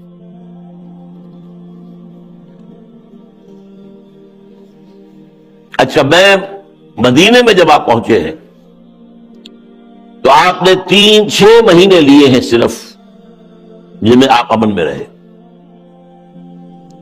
اور 6 مہینوں میں 3 بڑے بڑے کام کیے. مسجد نبوی تعمیر ہو گئی، نمبر 1، ایک مرکز بن گیا. یہی گورنمنٹ ہاؤس تھا، یہی پارلیمنٹ تھا، یہی خانقاہ تھی محمد کی، یہی عبادت گاہ تھی، یہی دار المشورہ تھا، یہی دار التعلیم تھا، مرکز. نمبر 2، یہ اب ادھر سے مہاجر آ رہے ہیں، مدینے کے مسلمان انصار کہلاتے ہیں. قبائلی اختلاف ہے، وہ قریش، یہ اوس اور خزرج کے. روایات کا اختلاف ہے، مزاجوں کا اختلاف ہے. وہ لڑاکا اور جنگجو مکے والے، اور تاجر پیشہ، یہ زراعت پیشہ. زراعت پیشہ لوگ اندر بھی ہوتی ہے نرم مزاج. اس اعتبار سے اگر یہ 2 جو ہے روئیں علیحدہ علیحدہ چلتی تو ان کے اندر بار بار ٹکراؤ ہونے کا اندیشہ تھا. اب یہ ہے وہ دور اندیشی محمد صلی اللہ علیہ وسلم کی، مواخات کرائی، ایک انصاری ایک مہاجر بھائی بھائی، یہ انصاری یہ مہاجر بھائی بھائی، یہ انصاری یہ مہاجر بھائی بھائی۔ حضور نے انصاریوں کو اور مہاجروں کو آپس میں بھائی بھائی بنا دیا، اور اس مواخات کی تاریخ جو ہے اب وقت کا مجھے فکر ہو رہی ہے، تاریخ انسانی میں اس کی کوئی مثال نہیں ہے۔ جو انصاری تھے انہوں نے اپنی دکانیں تقسیم کر دی، یہ دکان ہے میری، میں بیچ میں دیوار کھڑی کر دیتا، آدھی تمہاری آدھی، محمد نے تمہیں میرا بھائی بنایا صلی اللہ علیہ وسلم۔ وَأَلَّفَ بَيْنَ قُلُوبِكُمْ آتا ہے، تمہارے دلوں میں محبت پیدا کی اللہ۔ گھر تقسیم کر دیے، گھر آدھا تمہارا آدھا میرا، یہاں تک کہ ایک انصاری اپنے مہاجر بھائی کو گھر لے گیا، دو بیویاں تھیں، تو اس وقت پردے کا وہاں رواج تھا ہی نہیں، پردہ کے احکام تو آئیں گے سورہ احزاب میں، پھر سورہ نور میں، وہ تو ابھی 5 اور 6 میں کئی سال بعد جو ہے 5-6 سال بعد نازل ہوں گے احکام۔ یہ میری دو بیویاں ہیں، فرسٹ چوائس تمہارا ہے، جو تمہیں پسند ہو میں اسے طلاق دے دیتا ہوں، تم شادی کر لو۔ میں یہ نہیں کر سکتا کہ میرے پہلو میں 2 بیویاں ہوں اور میرے بھائی کا جو ہے اس کا گھر آباد نہ ہو، یہ وہ۔ اچھا، سب سے بڑی ڈپلومیسی کا کمال جو کیا حضور نے، ظاہر بات ہے کہ ایمان تو لائے تھے اوس اور خزرج والے، بنو قریظہ یا بنو نذیر یا بنو قینقاع، یہ تو ایمان نہیں لائے، تو اڑ گئے، منتظر تھے کم وقت، لیکن بدبخت رہے، ان کے کہنے کی وجہ سے تو یہ اوس اور خزرج ایمان لائے، کہ آنے والا ہے ایک نبی آئے گا، جلدی آئے گا، ان کا خیال تھا ہمارے اندر آئے گا، ہمارے پاس تو سول پروپرائٹری شپ ہے، موسیٰ کے بعد سے کوئی نبی ہمارے باہر آئے ہی نہیں، اب بھی جو آئے گا ہم میں سے ہوگا، we are the chosen people of the Lord۔ آگے بنو اسماعیل میں سے، ان سے تو وہ نفرت کرتے تھے، یہ ان پڑھ لوگ، یہ اجڑ لوگ، یہ گوار لوگ جن کے پاس کوئی شریعت نہیں، کوئی کتاب نہیں، کچھ نہیں، ان میں سے آگے اپنا تکبر، اپنا غرور، اپنا حسد، اپنی چودراہٹیں، جو فتویٰ کے مسند پر بیٹھے ہوئے تھے وہ مسندیں چھوڑنے کو تیار تھے، اب مفتی اعظم آ گیا ہے محمد صلی اللہ علیہ وسلم۔ اس اعتبار سے بد نصیب ترین لوگ دنیا کے یہ یہودی ہیں، اور بد نصیب اس اعتبار سے بد نصیب ترین اس کے بعد سے لے کر آج تک حق کے سب سے بڑے دشمن یہودی، شیطان کے سب سے بڑے ایجنٹ یہودی۔ یہ میرا علیحدہ مضمون ہے، دجالیت کی حقیقت، جو شر کی سورس ہے وہ شیطان لعین عزازیل، اور دنیا میں ان کے سب سے بڑے ایجنٹ انسانوں میں یہود، پہلے اور بھی تھے لیکن اس واقعے کے بعد وہ سب سے بڑے ایجنٹ ہیں شیطان۔ بہرحال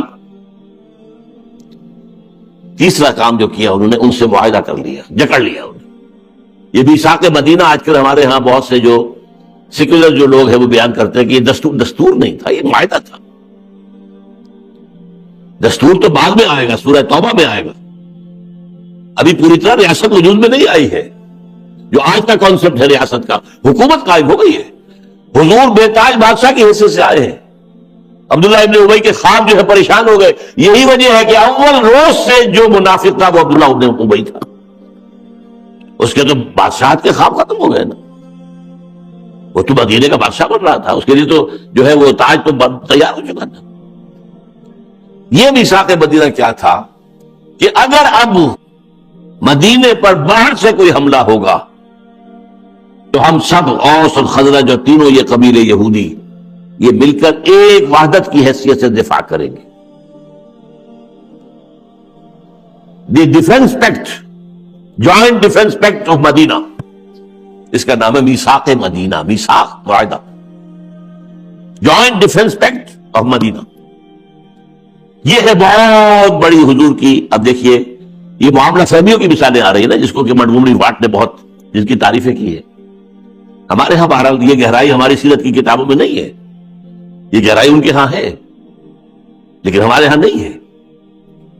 البتہ یہ ہے کہ یہ میری کتاب منہج انقلاب نبوی، اب یہ خطبات انشاءاللہ کتاب کی شکل اختیار کریں گے، اس سے وہ کبھی پوری ہوگی۔ فلسفہ اس چیز جس سے سامنے آتا ہے صرف سیرت نہیں، فلسفہ سیرت۔ اچھا اب نوٹ کیجئے مکے میں حال کیا تھا مسلمانوں کے جانے کے بعد۔ وہاں دو گروپ بن گئے، جدید اصطلاح میں کہیں گے ایک ہاکس تھے عقاب، اور ایک ڈوز فاختائیں۔ عقابوں کا سردار ابو جہل اور عقبہ ابن ابی معیط، وہ اس پر تلے ہوئے تھے کہ جا کر اب مدینے پہ حملہ کرو اور محمد کو اور اس کے ساتھیوں کو ختم کرو ایک دفعہ، یہ ٹنٹا بکاؤ۔ دوسری طرف ڈوز میں عتبہ ابن ربیعہ ایک شخص تھا، یہ وہی ہے جس نے اور اس کے بھائی نے طائف میں کچھ انگور اور کچھ کھجوریں جو ہیں حضور کو پہنچائی تھی۔ عتبہ ایک نیک سرشت انسان تھا، اگرچہ ایک غیرت ہوتی ہے عرب کی وہ اس میں بھی تھی، لیکن ایک سینئر اسٹیٹس مین کی حیثیت رکھتا تھا۔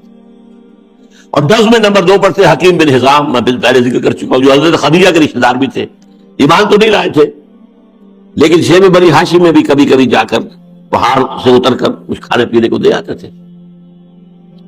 ان کا کہنا یہ تھا کہ دیکھو اب محمد یہاں سے چلے گئے، اب میں ان کی زبان استعمال کروں گا ٹو کوٹ دیم، یہ بلا تمہارے سر سے ٹل گئی، اور محمد نچلا بیٹھنے والا آدمی نہیں ہے، وہ وہاں جا کر یہی کام کرے گا، ٹھیک، وہاں مخالفت ہوگی، اب اس کی جنگ ہوگی بقیہ عرب سے، ہماری ان فائٹنگ تو نہیں رہی نا، یہاں ہوتی تو ہم جو ہے قریش آپس میں ایک دوسرے کے مد مقابل ہوتے، وہاں ہوئی اور بقیہ عرب قبیلوں کے ساتھ اگر محمد کی لڑائی ہوتی ہے صلی اللہ علیہ وسلم، تو اگر محمد جیت جائے، اب ذرا غور کیجیے کس قدر دور رس بات کہی ہے، محمد جیت جائے تو ہمارا کیا نقصان ہے، ہمارا قرشی بھائی ہے نا، ہماری حکومت قائم ہو جائے گی پورے عرب پر،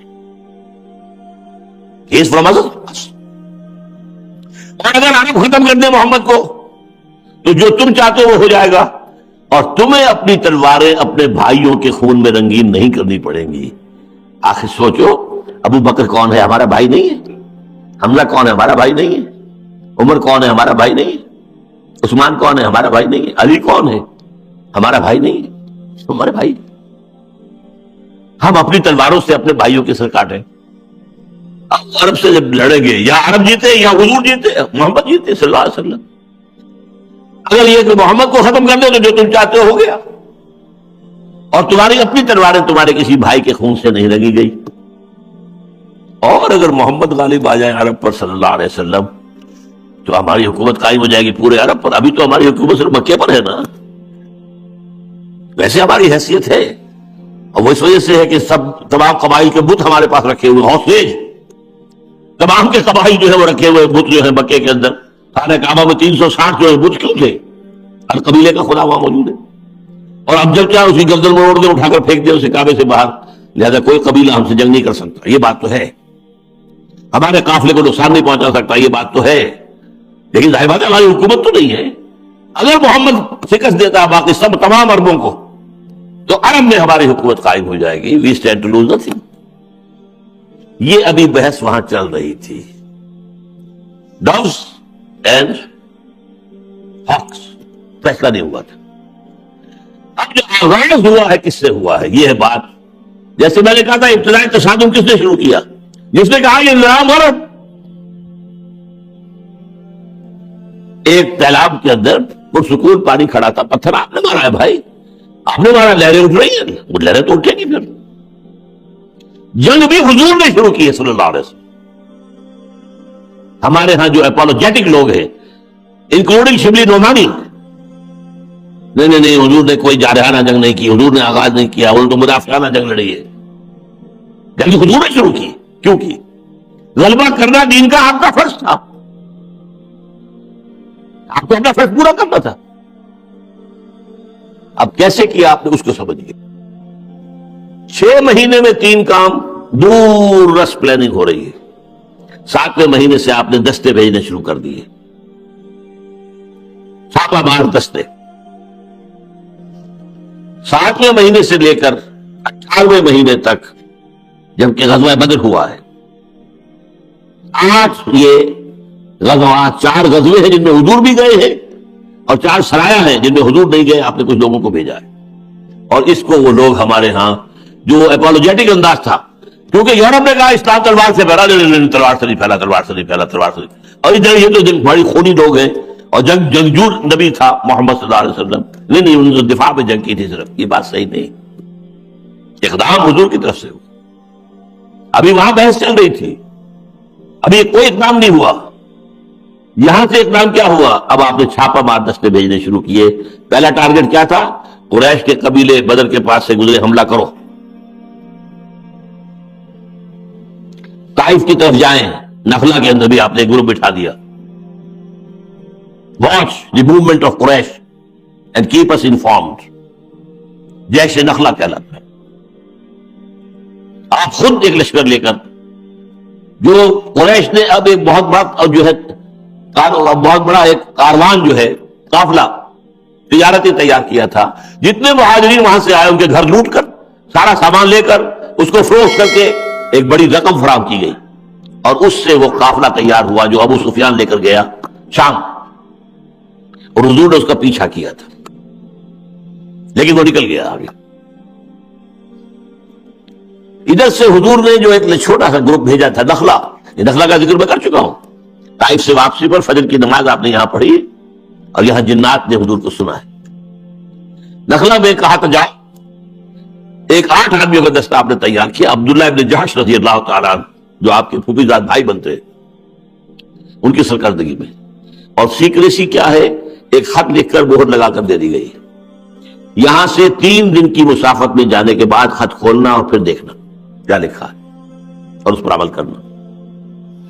جا کر کھولا ہے تو لکھا جاؤ نخلا میں، وہاں قیام کرو، اور ہمیں ابھی دیکھیے یہ انٹیلیجنس کی موو ہے، یہ ہمیں قریش کی نقل و حرکت کی اطلاع دو۔ اب وہاں جب انہوں نے خط کھولا اور حیران رہ گئے، یہ اس کا تو مطلب ہم شیر کے منہ میں جا رہے ہیں، یہ تو مکے اور طائف کے درمیان جگہ ہے، بدر کا معاملہ اور ہے، بدر مدینے سے قریب، مکے سے دور ہے، یہ تو مکہ بالکل نیکسٹ ڈور آپ پہنچ گئے۔ حضرت عبداللہ بن جحش نے کہا بھائی جو حضور نے لکھا میں نے تو عمل کرنا ہے، آپ میں سے جس کی ہمت نہیں واپس چلا جائے، نہیں سب تیار رہے آئے۔ وہاں یہ تھا کہ وہاں ایک قافلہ ٹھہرا ہوا تھا قریش کا، چھوٹا سا قافلہ، 4 آدمی تھے، مال تجارت تھا، کئی اونٹ تھے۔ اب صورت پیش یہ آ گئی کہ رجب کے مہینے کا آخری دن تھا، اشہر حرم کا معاملہ تھا کہ جس میں جنگ کرنا حرام ہے، تو مشورہ کیا کیا کریں۔ اب انہوں نے کہا جو بھی ہو اب تو ہمیں لڑائی، اب تو یا وہ ہمیں ماریں گے یا ہم انہیں ماریں، دو ہی باتیں ہو گیا، either we kill them or they will kill us۔ تو انہوں نے تیر اندازی کی، ایک ان میں سے مارا گیا، 2 کو گرفتار کیا، ایک بھاگ کر بچ کر مکے پہنچ گیا، مال غنیمت اور 2 قیدی لا کے حضور کی خدمت میں۔ حضور ناراض ہوئے، میں نے تمہیں جنگ کی اجازت تو نہیں دی تھی، لیکن آپ نے کوئی سزا بھی نہیں دی، سچویشن ایسی ہو گئی تھی، اب کیا کریں۔ لیکن اب دیکھیے مکے میں چیختا ہوا گیا یہ شخص، کیونکہ پہلا مشرک مکے کا مارا گیا مسلمانوں کے ہاتھوں ہجرت کے بعد، first casualty was at the hands of the Muslims, سریہ نخلا اس کے ذریعے سے۔ اب ظاہر بات ہے کہ ہاتھ ان کے ہاتھ مضبوط ہو گئے نا، اب یہ محمد کی اتنی ضرورت، دس تو بیچارے خاموش ہو رہے ہوں گے، کیا کریں، کیا جواب دیں۔ یہ تو آغاز جو ہے محمد نے کر دیا صلی اللہ علیہ وسلم، چاہے حضور کی اجازت نہیں تھی جنگ کی، یہ ہو تو گئی۔ ادھر سے ابو سفیان اپنا قافلہ لے کر واپس آ رہے تھے، میں اب جب اس کا ادب سے نام لوں گا اس لیے بعد میں ایمان لائے ہیں۔ انہیں خطرہ ہوا کہ جاتے ہوئے محمد نے میرا تعاقب کیا تھا، پیچھا کیا تھا، اب تو میں سامان تجارت سے لدا پھدا جا رہا ہوں، تو مجھے خطرہ ہے۔ اس نے SOS کال بھیجی ایک آدمی کے ذریعے سے مکے، جو مدد کرو مدد کرو مدد کرو، میرے قافلے کو خطرہ ہے، محمد لوٹ لیں گے، محمد برباد کر دیں گے۔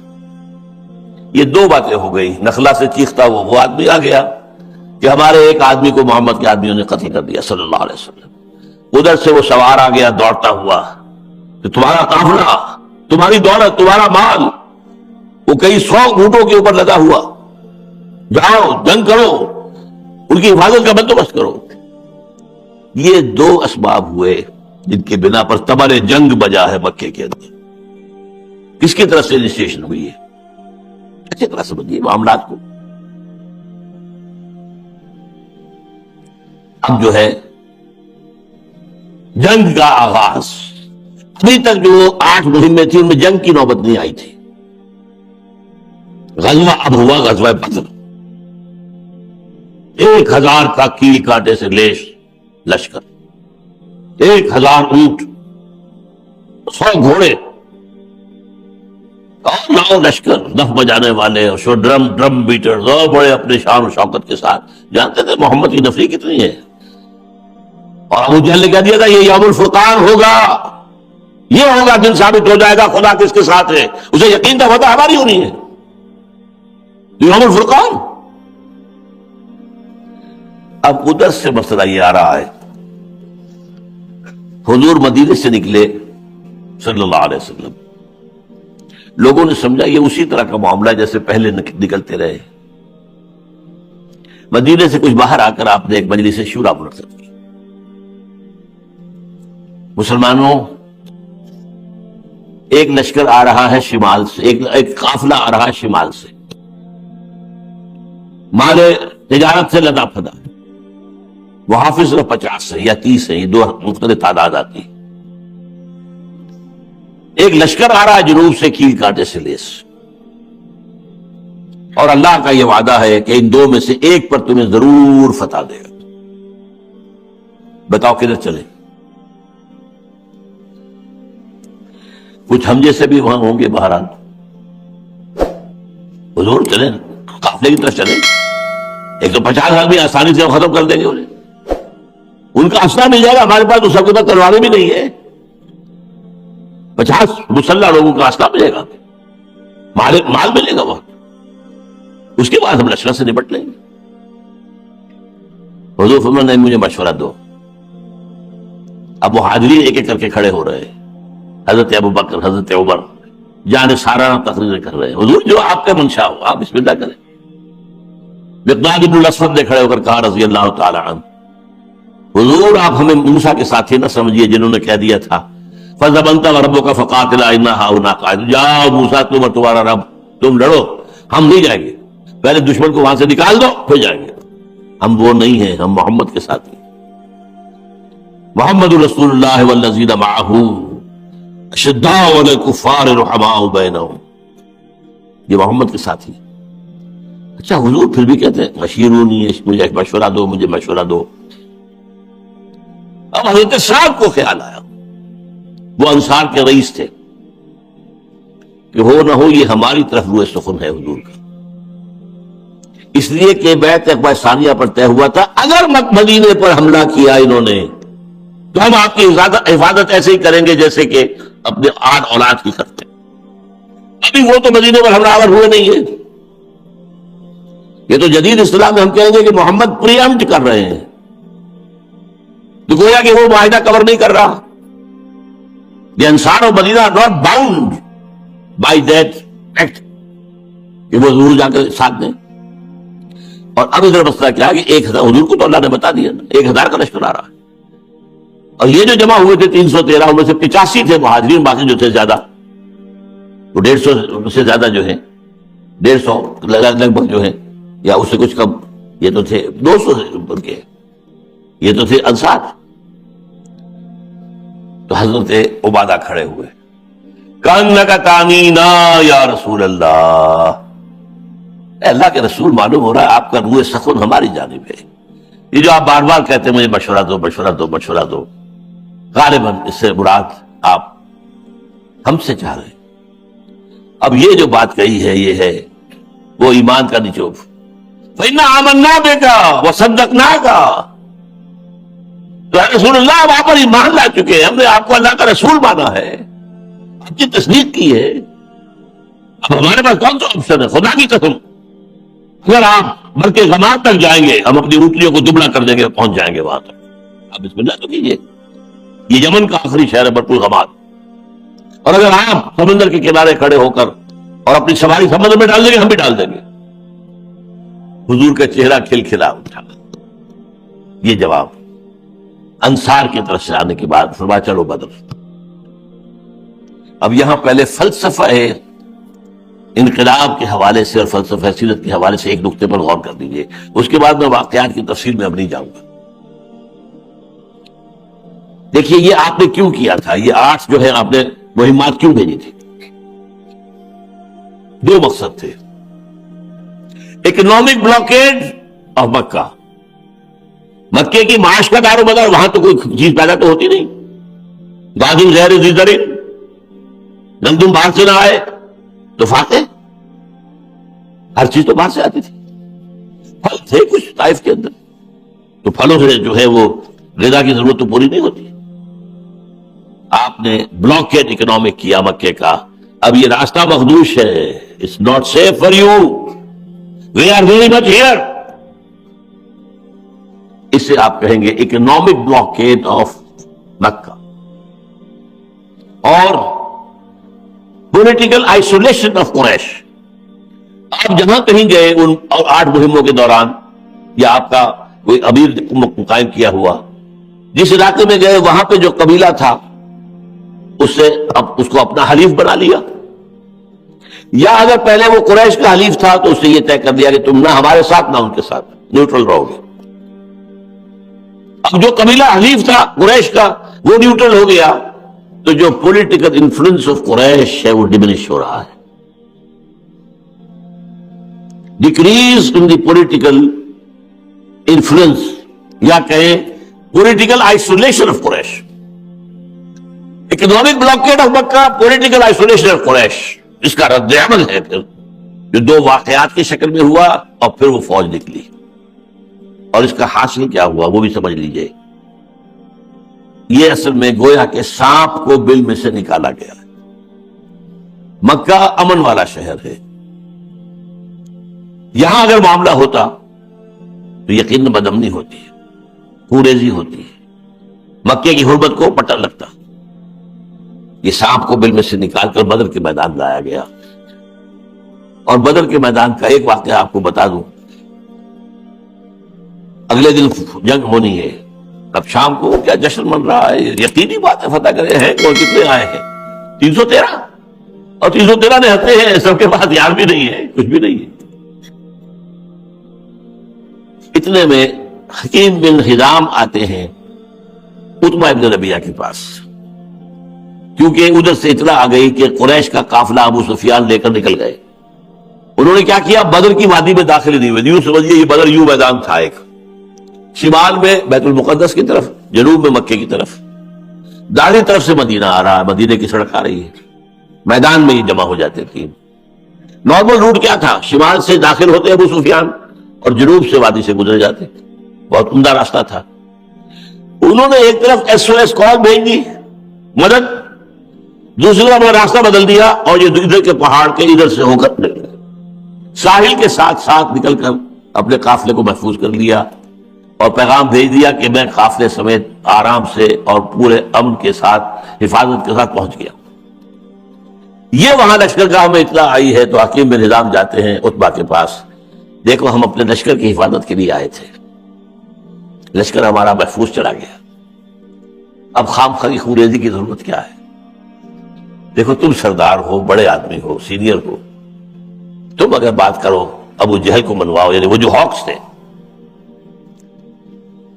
ہاں بات آپ ٹھیک کہہ رہے ہیں، آخر اپنے بھائی ہیں. دونوں چل کر آئے، ابو جہل سے بات کی، اس نے جو چیخ دہاڑ کی ہے، ایک تو وہ حضربی جو قتل ہو گیا تھا دخلا میں، اس کے بھائی کو بلایا، اس نے کپڑے پھاڑے اپنے، چیخا انتقام، یہ لوگ جا رہے ہیں بغیر انتقام لیے میرے بھائی کے خون کا.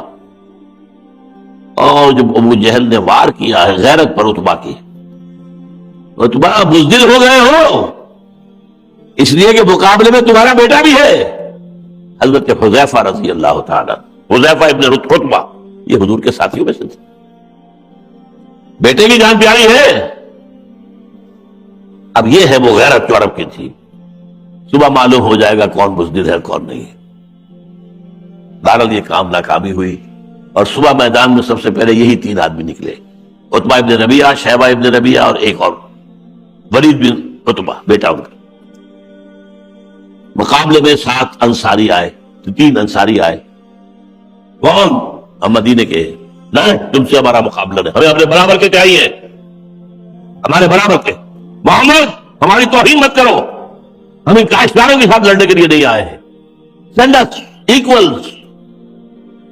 اب حضرت حمزہ، حضرت علی، حضرت حارث بن عبد المطلب یہ آئے. کون؟ ہاں یس وی آر ایکول. عتبہ کو جہنم پہنچایا حضرت حمزہ نے، شیبہ کو حضرت علی نے. ولید کے ایک بار سے حضرت حارث کی ٹانگ کٹ گئی. اب وہ ختم کرنے والا تھا کہ حضرت علی نے اس کو بھی ختم کیا. پھر جنگ ہوئی. اس جنگ کے اندر اسے قرآن مجید نے بھی کہا یہ الفرقان ہے، یوم الفرقان، یوم التقى الجمعان. معلوم ہو گیا اللہ کس کے ساتھ تھا. تم نے خود کہا تھا یہ یوم الفرقان ہوگا اور ہم نے یوم الفرقان بنا دیا. 313 تقریباً نہتے آدمیوں نے اور 70 سارے بڑے بڑے سردار مارے گئے. سردار نام کی کوئی شے ہی نہیں وہاں مکے کے اندر سوائے ابو سفیان کے کہ وہ کافرہ لے کر گیا ہوا تھا. سب مارے گئے. یہ ہے یہاں سے جنگی سلسلہ شروع ہوا ہے. اب یہ 6 سالہ وار ہے. اصل نوٹ کر دیجئے یہ جنگیں ہیں، جنگ بدر، جنگ احد، جنگ احزاب، غزوہ بنی مستلق وغیرہ وغیرہ بے شمار ہیں. وہ تو ایک سال میں کئی ہیں. ان کو ہم کہیں گے بیٹلز. جیسے فرسٹ ورلڈ وار میں فلاں بیٹل فلاں بیٹل فلاں بیٹل فلاں بیٹل، وہ بیٹلز کہلاتے ہیں. وار تو کئی سال لمبی تھی. So this was a 6 years long war with so many battles. غزوہ احد کے اندر عارضی طور پر مسلمانوں کو شکست ہوئی، لیکن اس مسئلے کو میں واضح کر دینا چاہتا ہوں اس لیے کہ بدگمانی پیدا کی گئی ہے. تھا کہ 3000 کا لشکر لے کر اب آ گیا تھا. ابو سفیان نے اپنے سارے حلیف جمع کر دیے تھے، پوری طاقت لے کر 3000 کا لشکر لے کر اگلے سال آ گئے. انتقام ان کی گھٹی میں پڑا ہوا تھا، انتقام لینا ہم نے. بیوی ہند اس کے ساتھ آئی تھی، وہ گاتی پھرتی تھی، لوگوں کے اندر جوش پیدا کرتی تھی، دف بجاتی ہوئی لڑو لڑو لڑو بدلہ لو. اس کا باپ تھا عتبہ ابن ربیعہ جو مارا گیا، اس کا بھائی تھا شیبہ ابن ربیعہ چچا تھا، اور بھائی تھا ولید ابن ربیعہ. یہ اس لیے ولید بھی عتبہ، اس کے اندر انتقام کی آگ تھی. اب یہاں کیا ہوا؟ حضور کے ساتھ 1000 آدمی باہر نکلے مکے سے. 300 صبح کو واپس آ گئے جب صف بندی ہو رہی تھی. کتنا بڑا دھکا لگا. یہ مدینے میں نفاق کا پہلا مظاہرہ ہوا. مکے میں نفاق نہیں تھا، مدینے میں نفاق تھا. کیوں؟ مکے والے مسلمان جو ہیں وہ سخت ترین آزمائشوں میں سے ہو کر گزرے تھے. مدینے والوں پر ابھی کوئی آزمائش آئی نہیں تھی. وہ جو کہا اکبر الہ آبادی نے، تو آگ میں جل اور خاک میں رل، جب خشت بنے تب کام چلے. ان خام دلوں کے عنصر پر بنیاد نہ رکھ، تعمیر نہ کر. یہ چونکہ وہاں کے لوگ تھے جو تو بھٹیوں میں سے نکل کر آئے ہوئے تھے نا، وہ وہاں نفاق کا نام نہیں تھا. مدینے میں ظاہر بات ہے قبیلہ ایمان لے آیا، پورا اوس پورا خزرج. اس طرح قبیلے کی سزا پر ایمان لانے سے دلوں میں وہ ایمان تو پیدا نہیں ہو جاتا. تھے انہوں نے یقیناً بہت صادق القول صادق الایمان، لیکن کچے پکے بھی تھے. ان کچے پکوں میں نفاق نے ڈیرا ڈال لیا. 12 وقت 700 رہ گئے. پہلے 1 to 3 کی ریشو تھی، وہی جو بدر میں تھی، اب وہ 1 to 4 ہو گیا. لیکن اللہ کا وعدہ تھا ہم وہی فرشتوں کی مدد جو بدر میں آئی تھی آئے گی. لہذا پہلے ہی حلے میں ان کے قدم اکھڑ گئے، بھاگ پڑے. حضور نے کیا کیا تھا کہ اس بہت کا پہاڑ پیچھے ہے، ادھر جو لشکر ہے وہ آگے ہے قریش کا، پھر ادھر مدینے کی طرف لشکر مسلمانوں کا کھڑا ہے. لیکن مسلمانوں کے پیچھے ایک درہ تھا، وہ درہ پشت پر تھا. اگر کہیں سے کفار کے لشکر کا کوئی حصہ ادھر سے آ جائے تو وہ بہت خطرناک ہو جاتا. چکی کے 2 پارٹوں کے درمیان آ گئے. ادھر احد ہے، پھر یہ لشکر کفار ہے، پھر لشکر اسلام ہے، اور پیچھے وہ درہ ہے. درے سے بھی اگر حملہ ہو گیا، لہذا آپ نے 50 تیر انداز وہاں کھڑے کر دیے اور حکم دیا کہ چاہے تم ہمیں شکست ہو جائے، ہم سب قتل ہو جائیں اور ہمارا گوشت پرندے نوچ نوچ کر کھا رہے، تب بھی تم نے یہاں کو نہیں ہلنا. جب فتح ہو گئی اب یہاں اختلاف ہو گیا. لوگ چلو چلو چلو پیچھا کرو، پکڑو ان کو، قیدی بناؤ، ہمارے غنیمت جمع کرو. جو ان کے سردار تھے جو لوکل امیر تھے انہوں نے کہا ہرگز مت ہلو، حضور کا حکم یاد کرو۔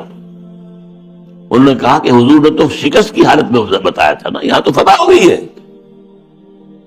حکم کی خلاف ورزی کی، 35 تیر انداز چھوڑ کر چلے گئے، 15 رہ گئے۔ ادھر خالد بن ولید بن مغیرہ بہت بڑا سردار تھا، جن کے بیٹے تھے یہ خالد، ابو سفیان کے ساتھ لیفٹیننٹ جو ہے غزوہ احد میں وہ تھے، جو بعد میں ایمان لے آئے، خالد بن سیف من سیوف اللہ۔ ان کی عقابی نگاہ نے دیکھ لیا کہ وہ ذرا خالی ہوئی، اور جو رسالہ تھا وہ ان کے کنٹرول میں تھا۔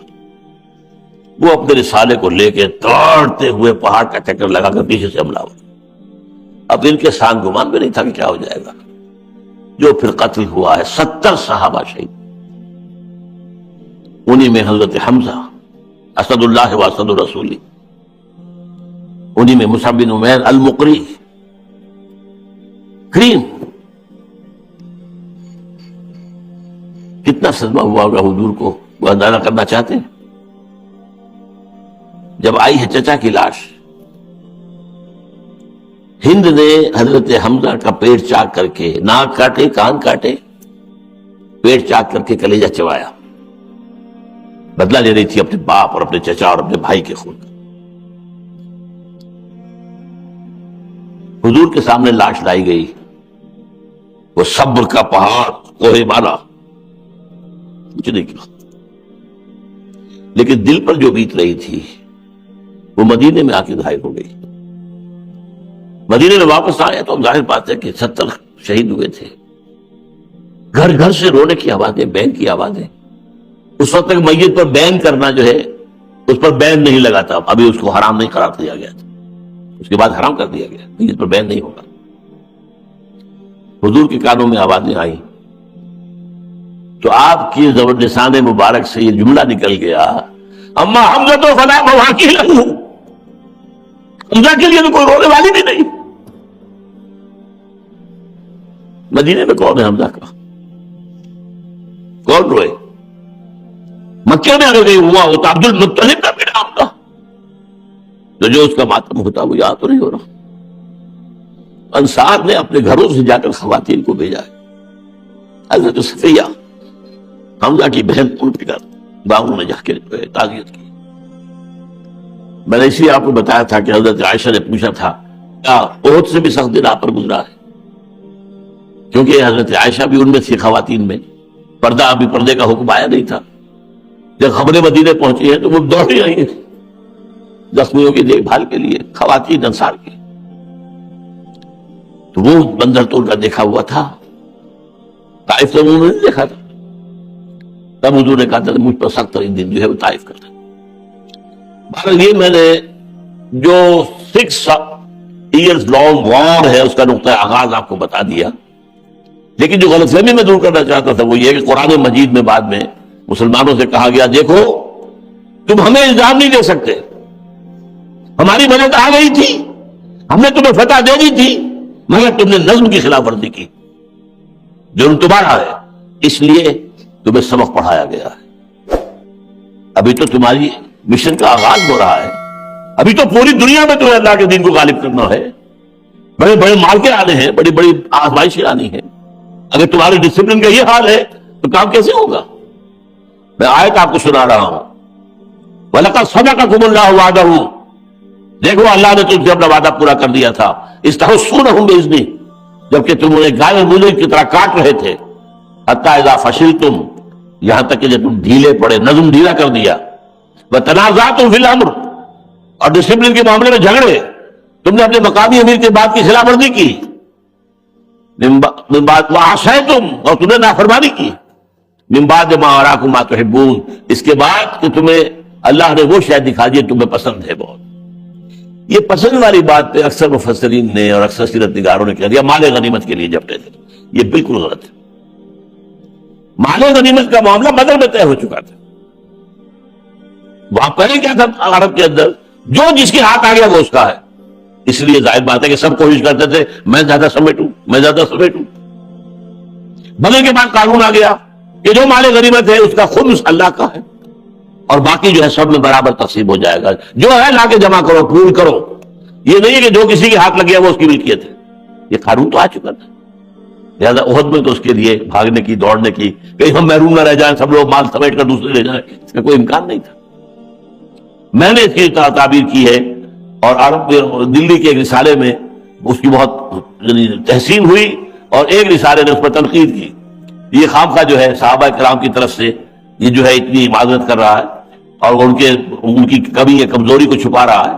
میں نے کہا یہ بات نہیں ہے، اصل میں قرآن مجید میں سورہ صف میں آیا ہے اخری تحبونها نصر من اللہ وفتح قریب، ایک اور شے جو تمہیں بہت پسند ہے وہ یہ ہے کہ اللہ کی طرف سے مدد آ جائے اور فتح قریب۔ وہ فتح کی جو محبت تھی اس کی وجہ سے ان کے اندر ڈھیل پیدا ہوئی ہے، مال غنیمت نہیں۔ مال غنیمت کا جو قانون تھا آ چکا تھا، وہ تو یہ کہ جو لوگ جنگ میں شریک نہیں ہوئے ان کو بھی آپ نے اس میں سے حصہ دیا، اگر انہوں نے کوئی اور خدمت سر انجام دی ہے تو مال غنیمت کا معاملہ نہیں تھا۔ من بعد ما اراکم ما فتح ہو گئی۔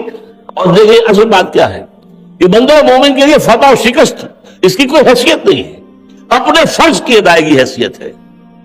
فرض ادا کیا، جان دے دی، تو حضرت حمزہ کو ناکام تو نہیں ہوئے، حضرت مصعب بن عمیر ناکام ہو گئے، حضرت سمیہ اور حضرت یاسر کیا ناکام ہو گئے؟ معاذ اللہ کامیاب ہے۔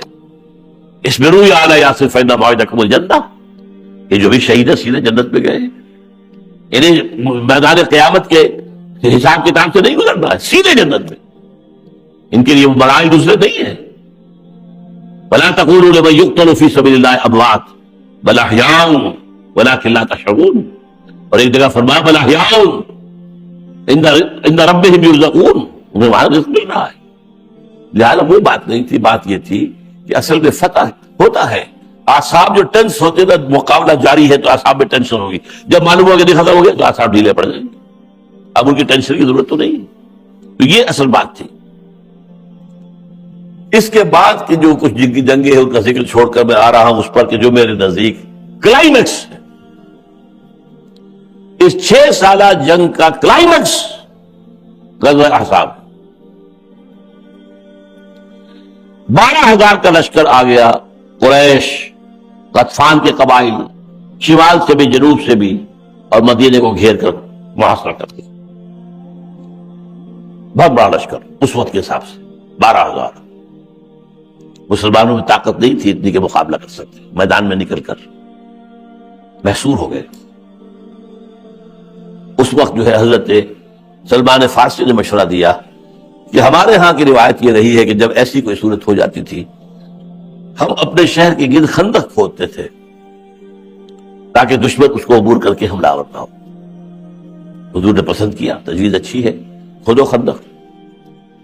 اصل میں مدینے کا نقشہ کچھ ایسا ہے کہ اس کے جنوب میں تو باغات ہیں، گھنے باغات، کوئی لشکر اس میں سے گزر نہیں سکتا، اونٹ گھوڑے کیسے آئیں گے، اور دو طرف حرات ہیں، حرات کہتے ہیں سیاہ چٹانیں ہیں، جو بھی گئے ہیں حج کے لیے انہوں نے دیکھی ہوں گی، چٹانیں سیاہ کی اور بڑی وہ جو ہے چکنی سی، ان کے اوپر لشکر نہیں چل سکتا، پھسل جائے گا، گھوڑا بھی پھسلے گا اور اونٹ بھی پھسلے گا، آدمی بھی پھسلے گا۔ تو یہ گویا کہ 3 طرف سے تو ایک نیچرل جو ہے حفاظت حاصل تھی مدینے میں، چوتھی طرف وہ تھی جب سے اندیشہ تھا، وہاں ایک فصیل کھینچی گئی احزاب۔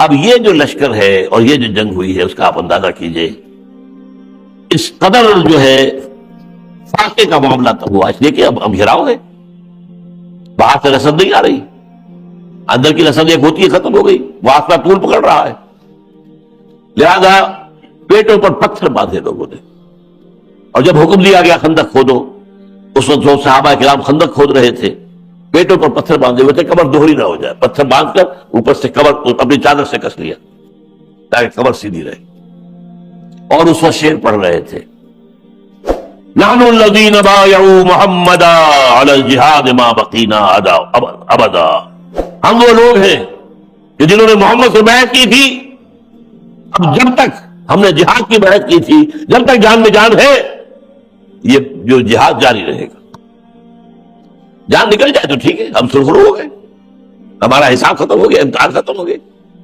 جان میں جان ہے، چاہے بھوک ہے، فاقہ ہے، کمر دوری ہو رہی ہے، لیکن جاری رہے گا جہاد۔ نحن الذین بایعوا محمدا علی الجہاد ما بقینا ابدا۔ ایک بیت ہمارے ہاں ہوتی ہے پیری مریدی کی، اس میں کیا ہوتا ہے وہ کچھ اور ہے، یہ لفظ بیعت مشترک ہے، کہاں وہ بیعت کہاں یہ بیعت۔ ساتھ ہی ایک اور شعر پڑھتے تھے، اللہم لا عیش الا عیش الاخرہ، اے اللہ زندگی تو آخرت کی زندگی ہے۔ اور حضور فرماتے تھے فاغفر للانصار والمہاجرہ، اے اللہ ان انصار اور مہاجرین کی مغفرت فرما۔ اور جب بہت زیادہ پریشانی ہوئی تو کچھ صحابہ نے آ کر، جیسے خباب بن الارت نے شکایت کی تھی، 5واں سن نبوی تھا، یہ 5واں سن ہجری ہے، تو کچھ لوگوں نے آ کر کہا حضور دیکھیے اب برداشت نہیں ہو رہا، ہم نے پتھر باندھے ہوئے۔ حضور نے اپنا کرتا مبارک اٹھا کر دکھایا، 2 پتھر بندھے ہوئے۔ یہ ہے وہ مشقت ہے، یہ اتنا سخت امتحان تھا۔ قرآن مجید نے اس کا نقشہ کھینچا ہے، اذ جاؤوکم من فوقکم ومن اسفل منکم، جب تمہارے اوپر سے بھی آئے شمال کی طرف سے، اور مشرق میں بھی نجد کا علاقہ اونچا ہے، اور جنوب سے آئے قریش، اور تمہارا حال کیا ہو گیا تھا؟ تمہارے دل بلیوں کی طرح اچھل رہے تھے، حلق میں پھنس رہے تھے۔ وَتَظُنُّونَ بِاللَّهِ الظُّنُونَ، اور طرح طرح کے خیالات تمہیں آ رہے تھے۔ آخری ٹیسٹ ہو گیا، جو منافقین تھے ان کی زبان پر ان کا نفاق آ گیا۔ انہوں نے کیا کہا؟ مَا وَعَدَنَا اللَّهُ وَرَسُولُهُ إِلَّا غُرُورًا، ہمیں تو اللہ اور اس کے رسول نے دھوکہ دے کے مروا دیا۔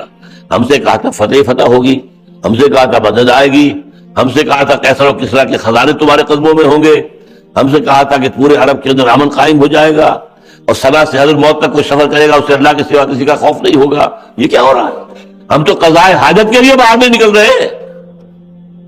ان کا نفاق ظاہر ہو گیا۔ لیکن سچے ایمان والوں کا کیا تھا؟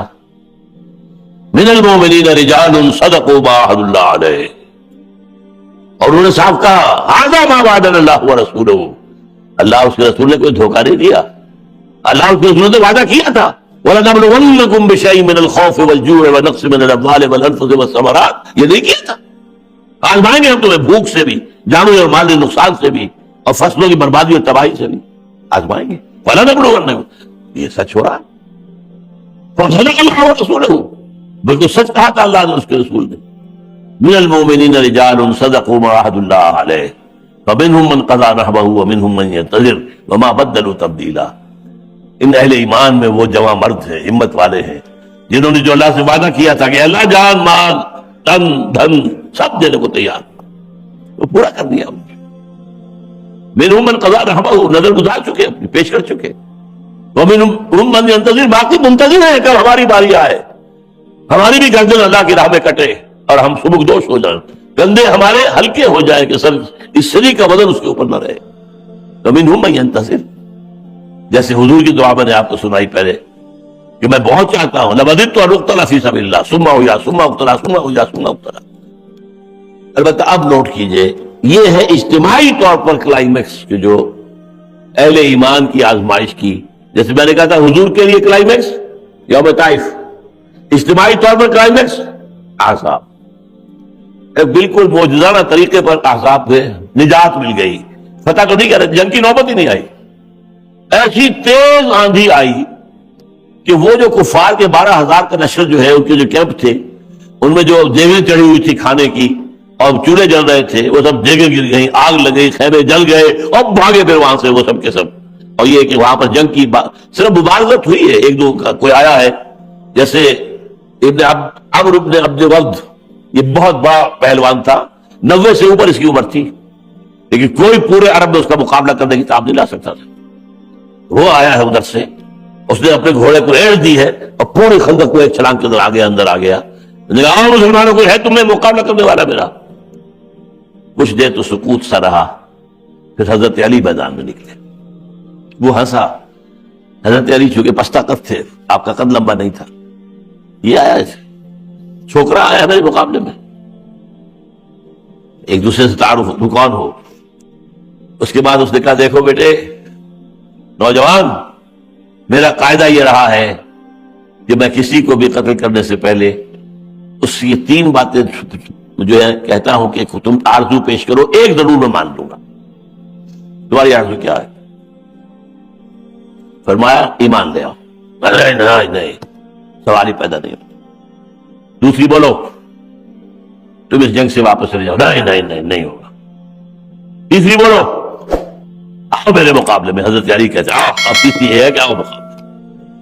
ہنسا ٹھٹا لگا. اچھا میں نہیں سمجھتا تھا کہ عرب میں کوئی شخص مجھ سے بھی جنگ کرنے کی خواہش کر سکتا ہے. حضرت علی نے مقابلہ ہوا, حضرت علی نے قتل کیا اسے. تو اس طریقے سے کچھ مقابلے ہوئے ہیں پرسن ٹو پرسن, جنگ کی نوبت نہیں آئی.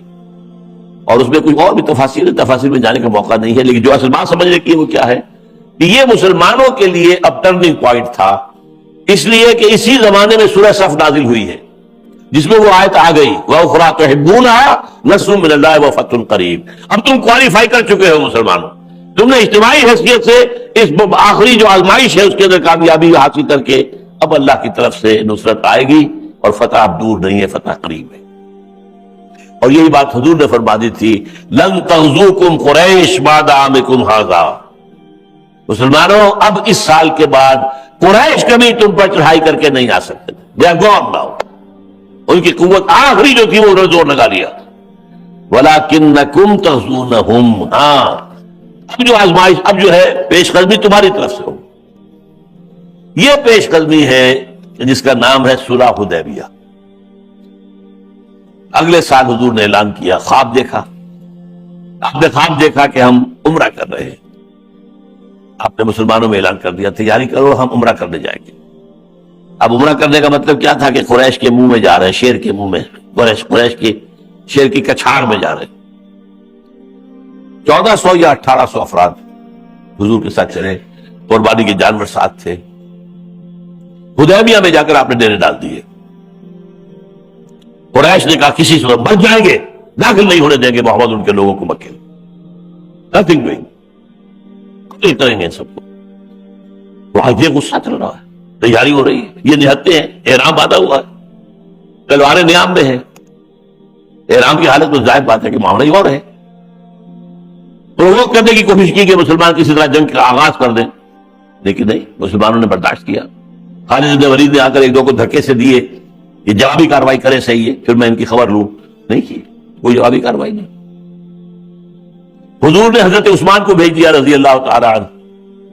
پہلے کچھ اور صحابہ سے کہا کہ تم جاؤ وہاں پر اور قریش سے کہو کہ ہم جنگ کے لیے نہیں آئے ہیں, ہماری کوئی نیت تو جنگ کی نہیں ہے, لڑائی کی نہیں ہے, ہم عمرے کے لیے آئے ہیں. اور عرب کا پرانا جو دستور ہے وہ یہ ہے کہ کبھی بھی جو حرم کا زائر ہو, حرم میں آئے, وہ عمرے یا حج کے لیے اس کو کوئی روکا نہیں کرتا. تمہاری قبائلی ریت یہ ہے, کیوں روک رہے ہو ہمیں؟ تو باہر حضرت عمر سے کہا گیا, آپ نے معذرت کر لی کہ میرا تو وہاں کوئی جاننے والا, کوئی سپورٹر ہے نہیں. حضرت عثمان کے چونکہ قبیلہ بڑا تھا بنو امیہ کے, اس کا تعلق تھا, حضور نے حضرت عثمان کو بھیج دیا. وہاں انہوں نے حضرت عثمان کو روک لیا. عثمان کرو عمرہ. نہیں میں نہیں کر سکتا عمرہ, جب تک حضور عمرہ نہیں کریں گے میں نہیں کر سکتا. وہ جو ذرا 2-3 دن لگ گئے, عثمان نہیں آئے, تو خبر اڑ گئی کہ شاید قتل کر دیے گئے, شہید کر دیے. اب آپ نے بیعت لی ہے جس کا نام ہے یہ تاریخ کی عظیم بیعت, بیعت علی الموت. مسلمانوں ایک ایک آدمی آئے اور میرے ہاتھ پر بیعت کرے, یہاں سے پیٹھ نہیں دکھائیں گے, مر جائیں گے, بیعت علی الموت, اور عثمان کے خون کا قصاص لے کر رہیں گے. یہ ہے بیعت رضوان, جس کو کہ قرآن مجید میں سورہ فتح میں تفصیل سے ذکر ہے. لقد رضی اللہ عن المؤمنین اذ یبایعونک تحت الشجرہ. ایک درخت کے نیچے حضور بیٹھ گئے سائے میں, اور ایک ایک کر کے آئے, اور 1400 یا 1600 افراد نے بیٹھ گئے. کچھ لوگ درمیان میں کچھ کر رہے تھے, کوئی آمد و رفت کر رہے تھے. مغیرہ ابن شعبہ ایک بزرگ آدمی تھے, یہ تھے طائف کے. انہوں نے قریش سے جا کر کہا کہ کس سے تم لڑنا چاہ رہے ہو؟ میں تو دیکھ کر آیا ہوں, میں قیصر و کسریٰ کے درباروں میں آیا ہوں, ان کی عزت میں نے نہیں دیکھی جتنی محمد کے ساتھی ان کی عزت کرتے ہیں. ان کا وضو کا پانی شریر پر گرنے نہیں دیتے, ہاتھ میں لیتے ہیں, ملتے ہیں. وہ عقیدت, وہ محبت, وہ تعظیم, یہ دیوانے, یہ تم ختم کر سکو یہ نہیں. بہرحال دونوں طرف سے انہوں نے کچھ جو ہے وہ میلٹ کروائی آئس, اور پھر اچھا طے کرتے, معاہدہ کر لیتے. سہیل بن عمر میں نے کہا تھا, یہ بھی ان میں سے ایک شخص تھا جس سے حضور نے کہا تھا کہ تم اگر مجھے اپنی امان میں لے لو تو میں مکے میں داخل ہو جاؤں, طائف سے واپسی کروں. یہ سہیل بن عمر جو ہے بڑا خطیب تھا ان کا, نیگوشیٹر کے طور پر آیا. طے کیا کیا؟ یہ مسلمانوں کے لیے احانت آمیز شرائط تھی. پہلی بات یہ ہے کہ واپس چلے جاؤ، یہی احرام کھول دو، یہی قربانیاں دے دو، مکے نہیں جاؤ گے، گو بیک. لیکن اگلے سال ہم تمہیں عمرے کی اجازت دیں گے، آؤ 3 دن کے لیے ہم مکہ خالی کر دیں گے، ہم پہاڑوں پر چڑھ جائیں گے. مکے کے چاروں طرف پہاڑ ہے، تم اپنے آرام سے امن سے تم کر سکو گے عمرہ، لیکن اب واپس جانا. نمبر 2 یہ کہ ہمارے مابین 10 سال کے لیے معاہدہ امن، ہم جنگ نہیں کریں گے ایک دوسرے کے ساتھ، اور اس میں قریش کے حلیف فلاں فلاں قبیلے ہیں اور مسلمانوں کے حلیف فلاں فلاں قبیلے ہیں. نمبر 3 یہ کہ اگر کوئی مکے سے کوئی آدمی گیا مدینے تو تمہیں واپس دینا ہوگا، اور مدینے سے کوئی آ گیا ہمارے پاس واپس تو ہم واپس نہیں کریں گے. یہ شرائط مسلمانوں کا خون کھول رہا ہے. مسودہ لکھا گیا، حضور نے ڈکٹیٹ کیا، محمد رسول اللہ اور قریش کے درمیان یہ معاہدہ. اس نے اعتراض کیا، دیکھو نہیں، اگر ہم اللہ کا رسول مانتے تو لڑتے کیوں تم سے؟ ہم تو نہیں مانتے تمہیں اللہ کا رسول. لکھو یہ معاہدہ ہے محمد ابن عبداللہ ابن عبد المطلب کا قریش کے ساتھ. حضور نے فرمایا علی مٹا دو. حضور تو پڑھے لکھے نہیں تھے، کہاں لکھا ہوا میرے نام کے ساتھ رسول اللہ، مٹا دو. میں نے کہا حضور یہ کام میں نہیں کر سکتا، آپ کے نام کے ساتھ رسول اللہ وہ مٹا دوں؟ تو مجھے بتاؤ کہاں ہے. آپ نے اپنے انگوٹھے سے مٹایا، لکھا گیا محمد ابن عبداللہ. اب یہ ساری چیزیں اسی دوران، اب یہ جو مسلمانوں کا خون کھول رہا تھا حضرت عمر سے ضبط نہیں ہو سکا. ذرا اونچی آواز میں گستاخی کیسے انداز میں، یا رسول اللہ کیا ہم حق پر نہیں ہیں؟ ہاں ہم حق پر ہیں. کیا آپ اللہ کے رسول نہیں ہیں؟ ہاں میں اللہ کے رسول. یہ پھر ہم کیوں کر رہے ہیں دفتر؟